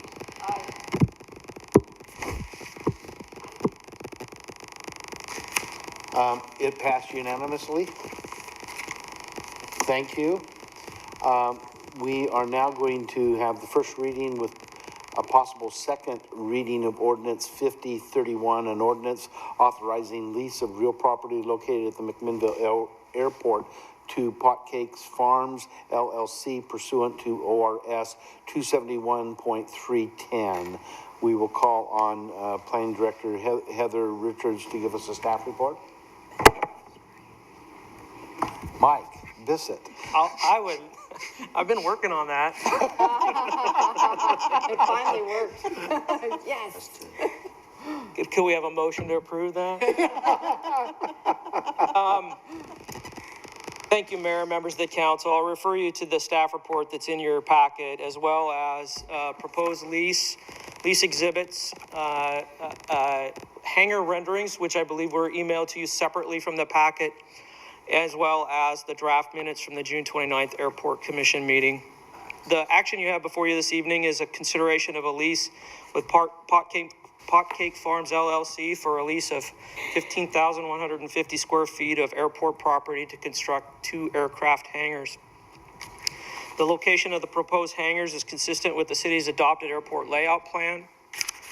The initial term for the lease as proposed is 35 years, which ends in July of 2052. Subsequent to that 35-year period, there is a difference in this lease than the leases you've seen in the past. Rather than the lease reverting and the building itself reverting back to the city, this lease does allow for 5-year extensions as long as after an inspection and assessment of the building, there is at least 5 years of usable life in the building left. That renewal period can continue until such time as the inspection and assessment reveals that there's less than 5 years of usable life left in the building. At that time, we would enter into a final renewal period that would dictate that the removal of the building occurs at the end of its useful life and the land reverts back to the city for release opportunities. You'll hear, I believe you'll hear testimony this evening that is a different approach to leases than you've seen in the past. Historically, your leases have been for a fixed term, and at the end of that fixed term, the building and the property reverts to the city, at which time we're responsible for maintenance We've heard significant comment over the last several years that our lease terms are pretty restrictive. It's quite difficult for people to obtain financing under our current lease terms. And there's much concern about what's going to happen to people that have existing hangars at the airport when their lease ends. Basically, they feel they've invested in the property, and as they get to the end of their lease, they have very few options for reselling because in a short period of time, their lease is going to revert, the building is going to convert to be a city-owned building. So we've worked very hard to try to find options for leases that make it more attractive for development at the airport. We've worked very carefully to make sure that the airport is protected and also that we're allowing the continued growth at the airport, which is the vision, I believe, not only of the airport community, but also of the city. It's consistent with our airport layout plan. So what you have before you this evening is an example that we borrowed from Roseburg's Municipal Airport. They have a very similar approach where they have an initial lease term, and then they allow for extensions until the building is no longer usable, and then the building is removed. And then that property is then available for releasing. That's acceptable for the to the FAA and allows us to meet our grant assurances, and it is been generally positively received by proposed developers at the airport as well as existing users. There was much testimony at the Airport Commission meeting regarding how we're going to treat existing hangar owners at the airport. Staff's testimony at the commission meeting would be that we'd recommend to the city council that you entertain renegotiating current leases with current leaseholders to offer similar end of lease term extensions. Really, I think the value there is the city doesn't end up with a building that's approaching the end of its life that we have to do maintenance on, that at some point we have to remove. I think you'll hear testimony that under the current leases, there's very little incentive for the hangar owners to, as they're reaching the end of their lease, to continue to do maintenance on the building, particularly given the fact that they're going to have to turn it over to the city and that there's very little resale value for them. So I think staff would be in support of revisiting the existing leases with leaseholders. The Airport Commission was in support of that, and they recommended that you consider that as you consider the lease with Potcake Farms LLC. And with that, unless there are any questions, I would suggest you might have testimony this evening on this particular lease.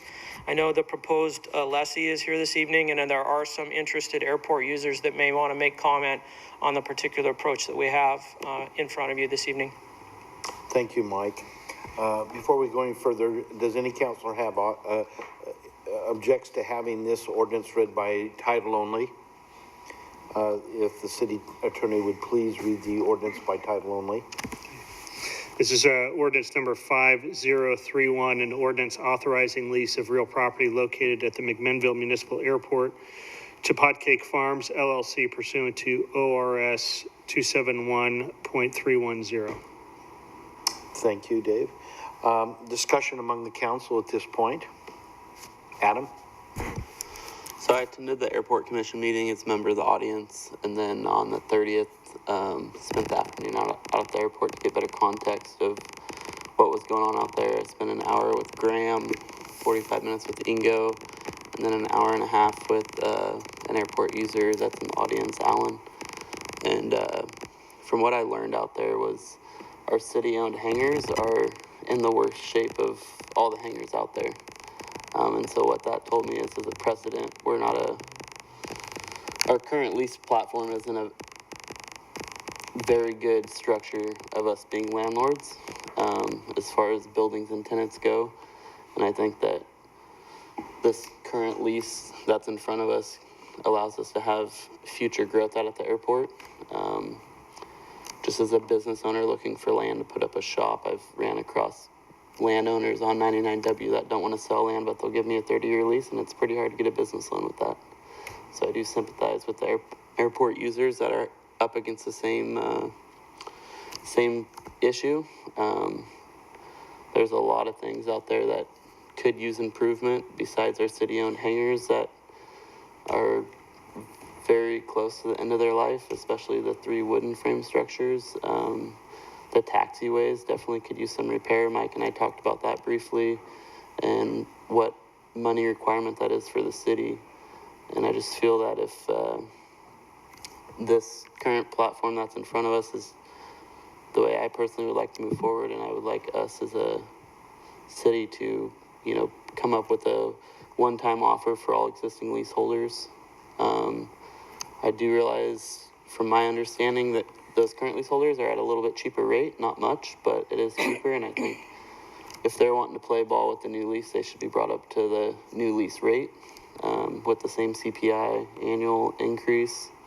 And I just see that allowing more growth, which allows more planes to be stored there, which flows more fuel, so that's better for the city to generate more revenue, makes the airport more self-sustaining. I realize that might raise complaints with homeowners around there, but the airport's been there as long as I can remember, and I would guess that the majority of homeowners in that UGB bought their house long after that airport was there. Not that I don't sympathize with some of the noise that they incur, but if you buy a house next to an airport, you should probably expect to hear a little bit of wind chop. And that's my discussion for now. Thank you, Adam. Any other discussion from the council? Hearing none. I'll Go say ahead. I'm in support of it as well. I think it's a smart move. I think it's good for the city and that we don't have to take back properties that we need to maintain. And it also gives the owners of the property or the leasees the opportunity to have a longer stay there and take ownership of their own property and maintain it. So I think it's a better structure than what we have up there now. So I'd like to revisit the other leases if the leasees are interested.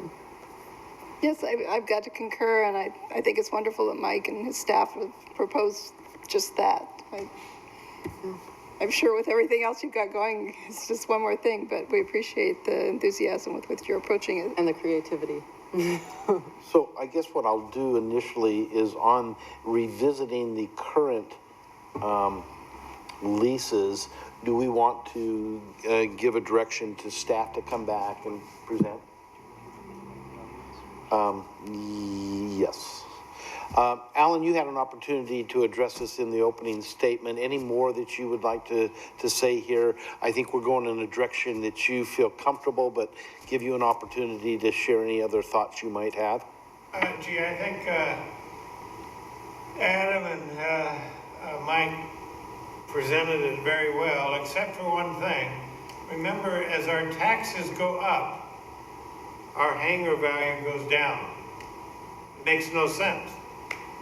At the year or 2 years left, our hangar's worth nothing.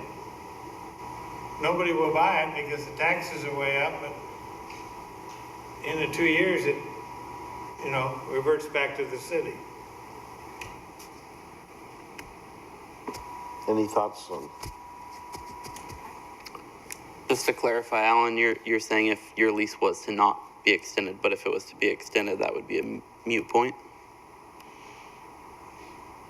Say that again? What you just brought up was if you lived out your current lease and it wasn't offered to be extended, but if we were to offer it to be extended, much like the Potcake Farms LLC lease, your concern with taxes and the end of your term would be a moot point. I'll just keep on paying taxes. And that tax money, if you could, the county told me that our tax money goes to the schools. As you know, the schools they don't need any more money. That money should go back to the airport, which will pay for all you pay for insurance. I don't know that we have control of where taxes go. Yeah, I don't know that we at the city have control of where our taxes go. I don't either. I don't know anything about that, but other than the fact that money spent at the airport should stay at the airport. I think that's beyond the scope of discussion tonight anyway. Thank you, Alan. Any other comments from anyone in the audience on this ordinance that we're talking about? Go ahead. Okay, I'll be short. And John Lautenbach, I live at 1796 Troon Court. I'm an airport commissioner. I'm also a board member of the Yamhill County Gospel Rescue Mission. Anyway, and that's the point that Alan made, that I talked to the assessor, and they said, well, we just measure what your hangar is worth. Well, it isn't worth that any longer. The real market value becomes null. In fact, the 5 years before the end of the lease, why do I pay property taxes at that point? What are they going to take? My hangar? Yeah. Well, if you have to have the annual or the every 5-year evaluation, you can take it and say, hey, it isn't worth anything. I'll take the 5-year evaluation, like part of the contract. Like Potcake will get. Yeah, that'll be fine. Yeah, and that's what we're going to be talking about. Great. Bringing that to the plate for you guys. Okay. That's all I wanted. Thank you, John. Graham. My name's Graham Goad. I live on Border Lane in McMinnville. I have a business out at the airport. I have a couple of hangars out at the airport. My airplanes are out at the airport. Pretty much everything I own, aside from my house and my car, sit on leased property at the airport. I'd like to commend the staff and the airport managers for putting this lease together and coming up with these terms. I would recommend to all the councilors to approve this lease. And I will be talking to my hangar partner with B&G Hangar, which is the hangar that houses my business. And I will be discussing this lease with the board of the condominium association that I'm a president of that has 20 T hangars. And we will be requesting lease terms similar to this and offering to pay the same lease rate that is starting with the Potcake Farms. So, thank you. Thank you, Graham. Good to see you. Go ahead, Holly.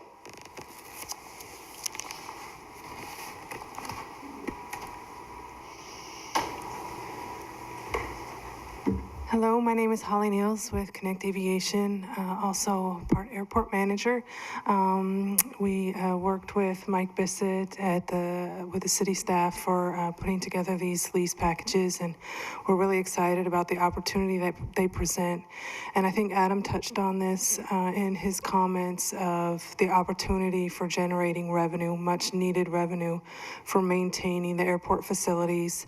This is a big opportunity. There's people waiting for this investment opportunity at the airport, and I think this will open some doors for us and help us spruce up the facilities and attract more businesses. And by bringing these other leases up to the same level as Potcakes and revisiting those lease rates, we're going to have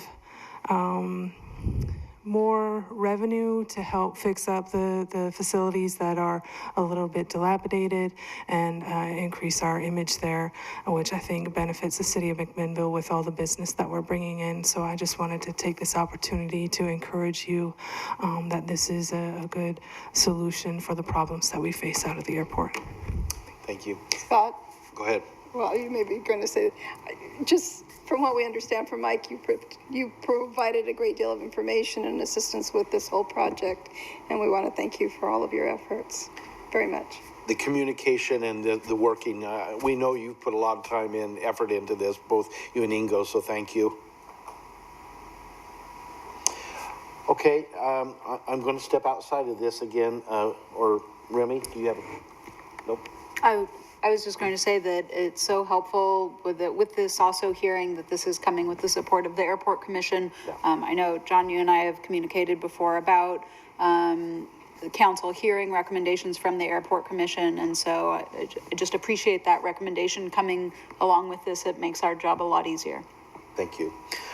So I'm going to step outside of the ordinance just for a moment, and it's pretty clear to me that there's a unanimous direction to send back to staff to come back and revisit the current leases and bring back the best way to do that to us, Mike, and then we'll move forward on that discussion at a later time.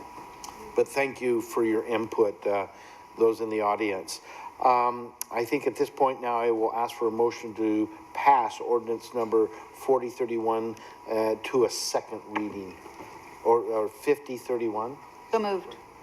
Second. It's been moved by Councillor Drabkin and seconded by Councillor Stossens. So we will call for a voice vote. All in favor? Aye. Any opposed? Okay. Ordinance number 5031 passes on its first reading unanimously, and I now will ask the city attorney to read the ordinance once again by title only. This is the second reading of ordinance number 5031, an ordinance authorizing the lease of real property located at the McMinnville Municipal Airport to Potcake Farms LLC pursuant to ORS 271.310. I will now ask for a motion to adopt ordinance number 5031. I will now ask the city recorder to poll the council. Oh, excuse me. I need a motion and a second. Second. It's been moved by Councillor Jeffries and seconded by Adam. Councillor. Oh, Drabkin. Okay, Garvin. Garvin. I'm pretty quiet over here, and I will then ask the city recorder to poll the council. Aye.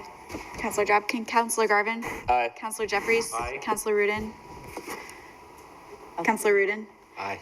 Councillor Stassens, Aye. Council President Minke. Aye. Ordinance number 5031 is adopted by a unanimous vote, so thank you with that. I'm going to have a third opportunity to do this, maybe right, okay? It may take one or two meetings to get this down. First reading with possible second reading of ordinance 5032, an ordinance authorizing lease of real property located at the McMinnville Airport to Family Farms LLC pursuant to ORS 271.310. Mike, staff report. Thank you, Mayor, members of the council. Once again, in your packet, you have a staff report from Engineering Manager Rich Spofford. Included with that report are the proposed lease, the lease exhibits, and once again, the draft minutes from the June 29th meeting. What you have before you this evening is a proposed lease with Cower Family Farms LLC for farming of 333.9 acres of airport property. Over the past several years, many of the parcels that are included in this proposal have not been farmed, and because of that, we've been using maintenance funds to keep those areas mowed and weed-free. Several of the parcels have been farmed, and the lease rates for those parcels have varied between $20 per acre per year and $56 per acre per year. In March of 17, we issued a request for proposals from farmers regarding the lease of these areas. We received 3 proposals. The proposals were reviewed by staff as well as Airport Manager Holly Nels. Upon completion of the review process, it was determined that the proposal from Cower Family Farms was in the best interest of the airport. Their proposed initial lease rate is $175 per acre per year, and that increases 3% per year over the subsequent years of the lease for a total compensation of approximately $310,000 over the initial 5-year lease period. Also included in their proposal are mowing services for large grass areas that can't be farmed, and weed spraying services along taxiway and runway shoulders, old taxiway areas and overrun shoulder areas. We'll use those services if needed. Over the past few years, we've spent about $20,000 annually on those mowing and weed spraying services. So the lease was considered by the Airport Commission at their June 29th meeting, and they unanimously recommended that the council approve the proposed lease with Cower Family Farms. So unless there are any questions, staff would propose that the ordinance be adopted as presented. Thank you, Mike, for that report. We now will consider the matter of ordinance number 5032. Does any councilor object to having the ordinance read by title only? Hearing none, will the city attorney please read the ordinance by title only? This is a first reading of ordinance number 5032, an ordinance authorizing lease of real property located at the McMinnville Airport to Cower Family Farms, LLC, pursuant to ORS 271.310. Now's an opportunity for us to have discussion. Any discussion on this ordinance? I have a question. In regards to the weed spraying, how is that taken into consideration or addressed in regards to the endangered species that we have living at the airport? That same question came up from the airport commission. I guess I didn't identify the answer in the minutes very well. Safety operations are excluded from those endangered species protections. In fact, they're considered a take, but it's an approved take for us to keep those areas mowed and weed-free because it's essential for the safe operations of the airport. So, how does that prioritization then work in terms of if mowing would serve as weed abatement or spraying as two different methods, but one could impact the species and one couldn't? Is it left to the person caring for the land to make the determination? And actually, the safety operations, it's a combination of mowing and spraying.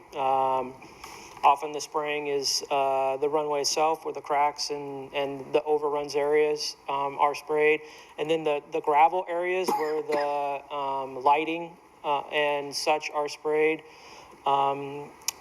You know, Holly and Ingo are here. They could maybe get into more detail of where the areas are sprayed and which are mowed, but there isn't a distinction necessarily made in the exemption that we're given. We're required to keep those areas safe for airport operations, and therefore that considered take is an approved operation at the airport. So. Okay, thank you.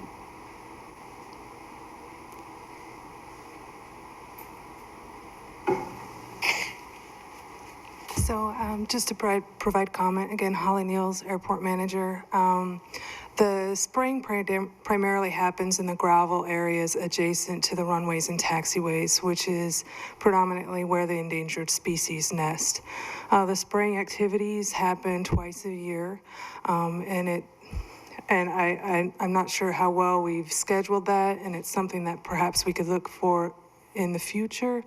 With the timing, it happens early spring and then late fall, which is typically outside of the nesting season for the endangered species. Sometimes the weeds get a little out of control and we have to mow them, but there's a very localized spot where the birds are nesting, and they typically stay out of the grassy areas. So the impact for the endangered species is not what you would anticipate given the dangerous nature of those safety activities that we do for maintenance of the runways and taxiways. So I think that it's not as bad as one might think. So, Adam, did you have some comments?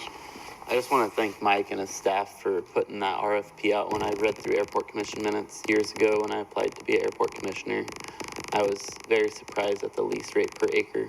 And it's nice that we're going to be generating about $45,000 in additional revenue and eliminating about $20,000 in expenses. So on the path to sustainability, I commend you on that. Thank you, Adam. Any other discussion? Hearing none, thank you, Holly. I will call for I will now ask for a motion to pass resolution number 5032 to a second reading. So moved. So moved by Councilor Garvin, and a second. Second. And Council President Menke.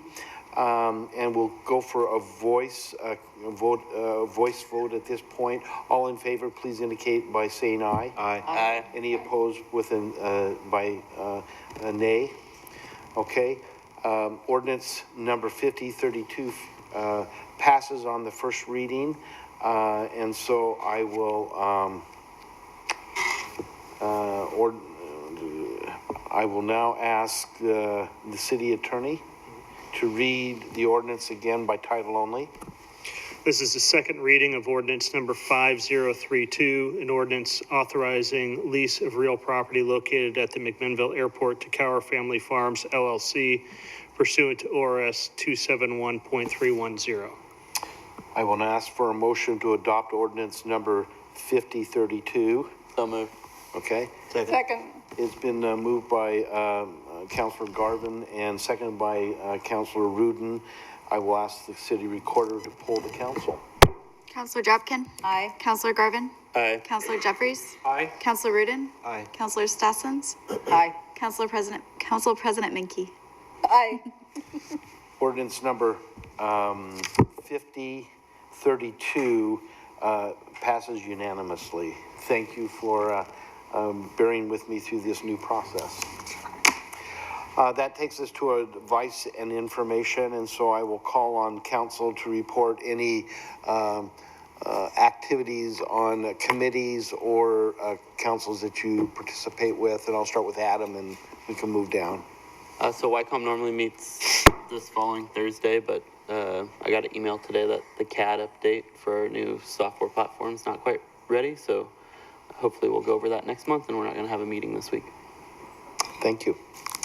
Kevin? McMinnville Community Media meets on Monday at 5:30, so I'll be there, and had a meeting with the new executive director of the COG last week, Sean O'Day, and he's going to be visiting. I think he met with you already, Jeff, did he? Not yet, we've talked on the phone.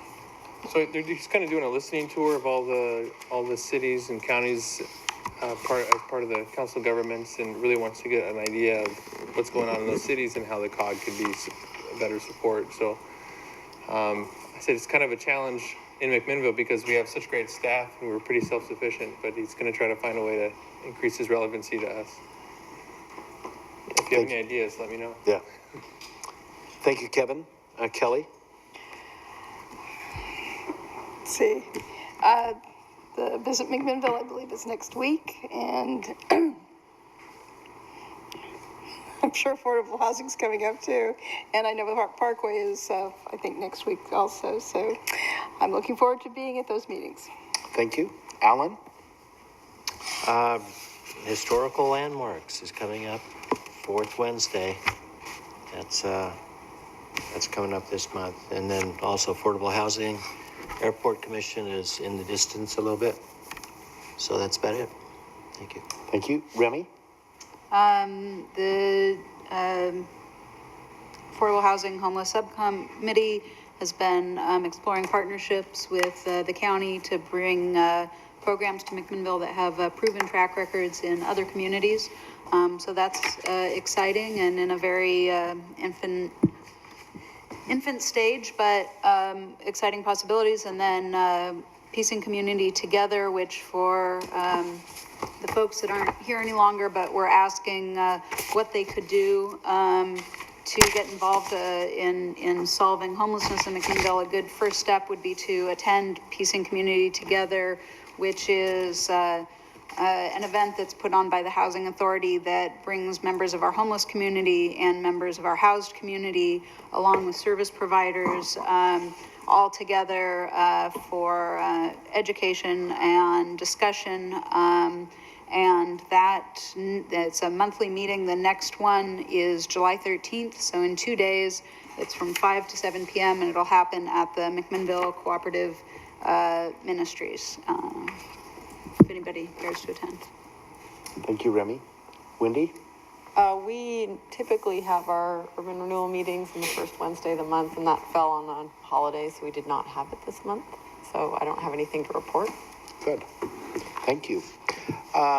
Two things that I have with the Parkway Committee. My understanding is that the transportation plan was approved, and the bypass received 22 million, along with the 10.9 million that we saved from the first part, brings us close to 30 million. We need 90 million, so we are very grateful that we we were in the mix there, but moving forward, it's going to be some, just to do right away and design. And that's what this money was for, Kevin, was right away in design, to be able to get a shovel ready that would allow us to participate in the federal dollars. At our last meeting, we did have an opportunity to talk to representatives from the U.S. Department of Transportation asking about what shovel ready really means, and they say that the definitions that have changed from one administration to the other have not hit them yet, and they couldn't answer our questions. So again, the Parkway is going to be still focused and diligently moving forward as we have done to look at phase 2. Again, we're looking at the soft opening of the bypass sometime in September, probably around the 15th, with the true opening of the bypass middle of December, probably around the 15th of December.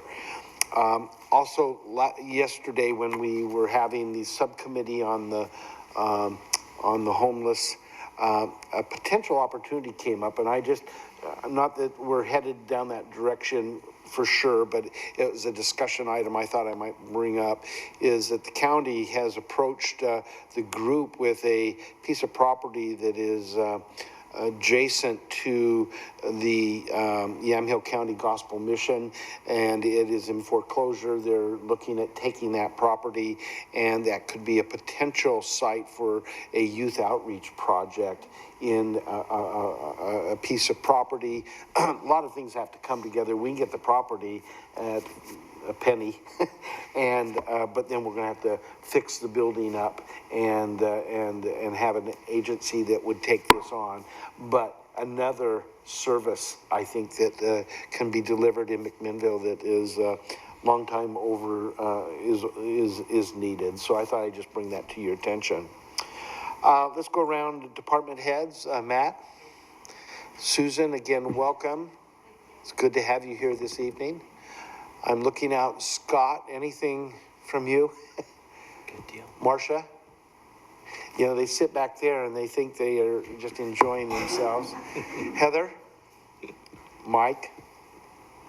Melissa? David?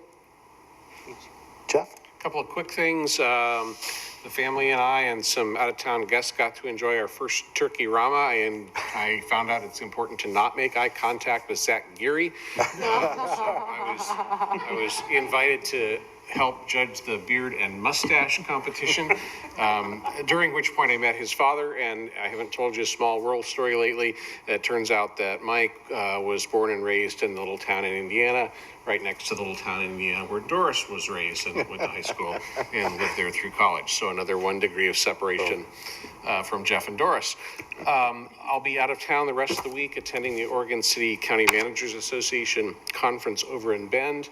The first session that I expect to attend about 10:30 tomorrow morning is a panel discussion on innovative approaches to homelessness, focused primarily on small cities. Thank you, Jeff. This is interesting. A part of your packet tonight is the cash and investment report for your information. Anything else that needs to be brought up? Hearing none, we will go ahead and close this session, and then we will move into a executive session under ORS 192.6602D to conduct deliberations with persons designated to carry out labor negotiations. And so we'll go ahead and close our meeting.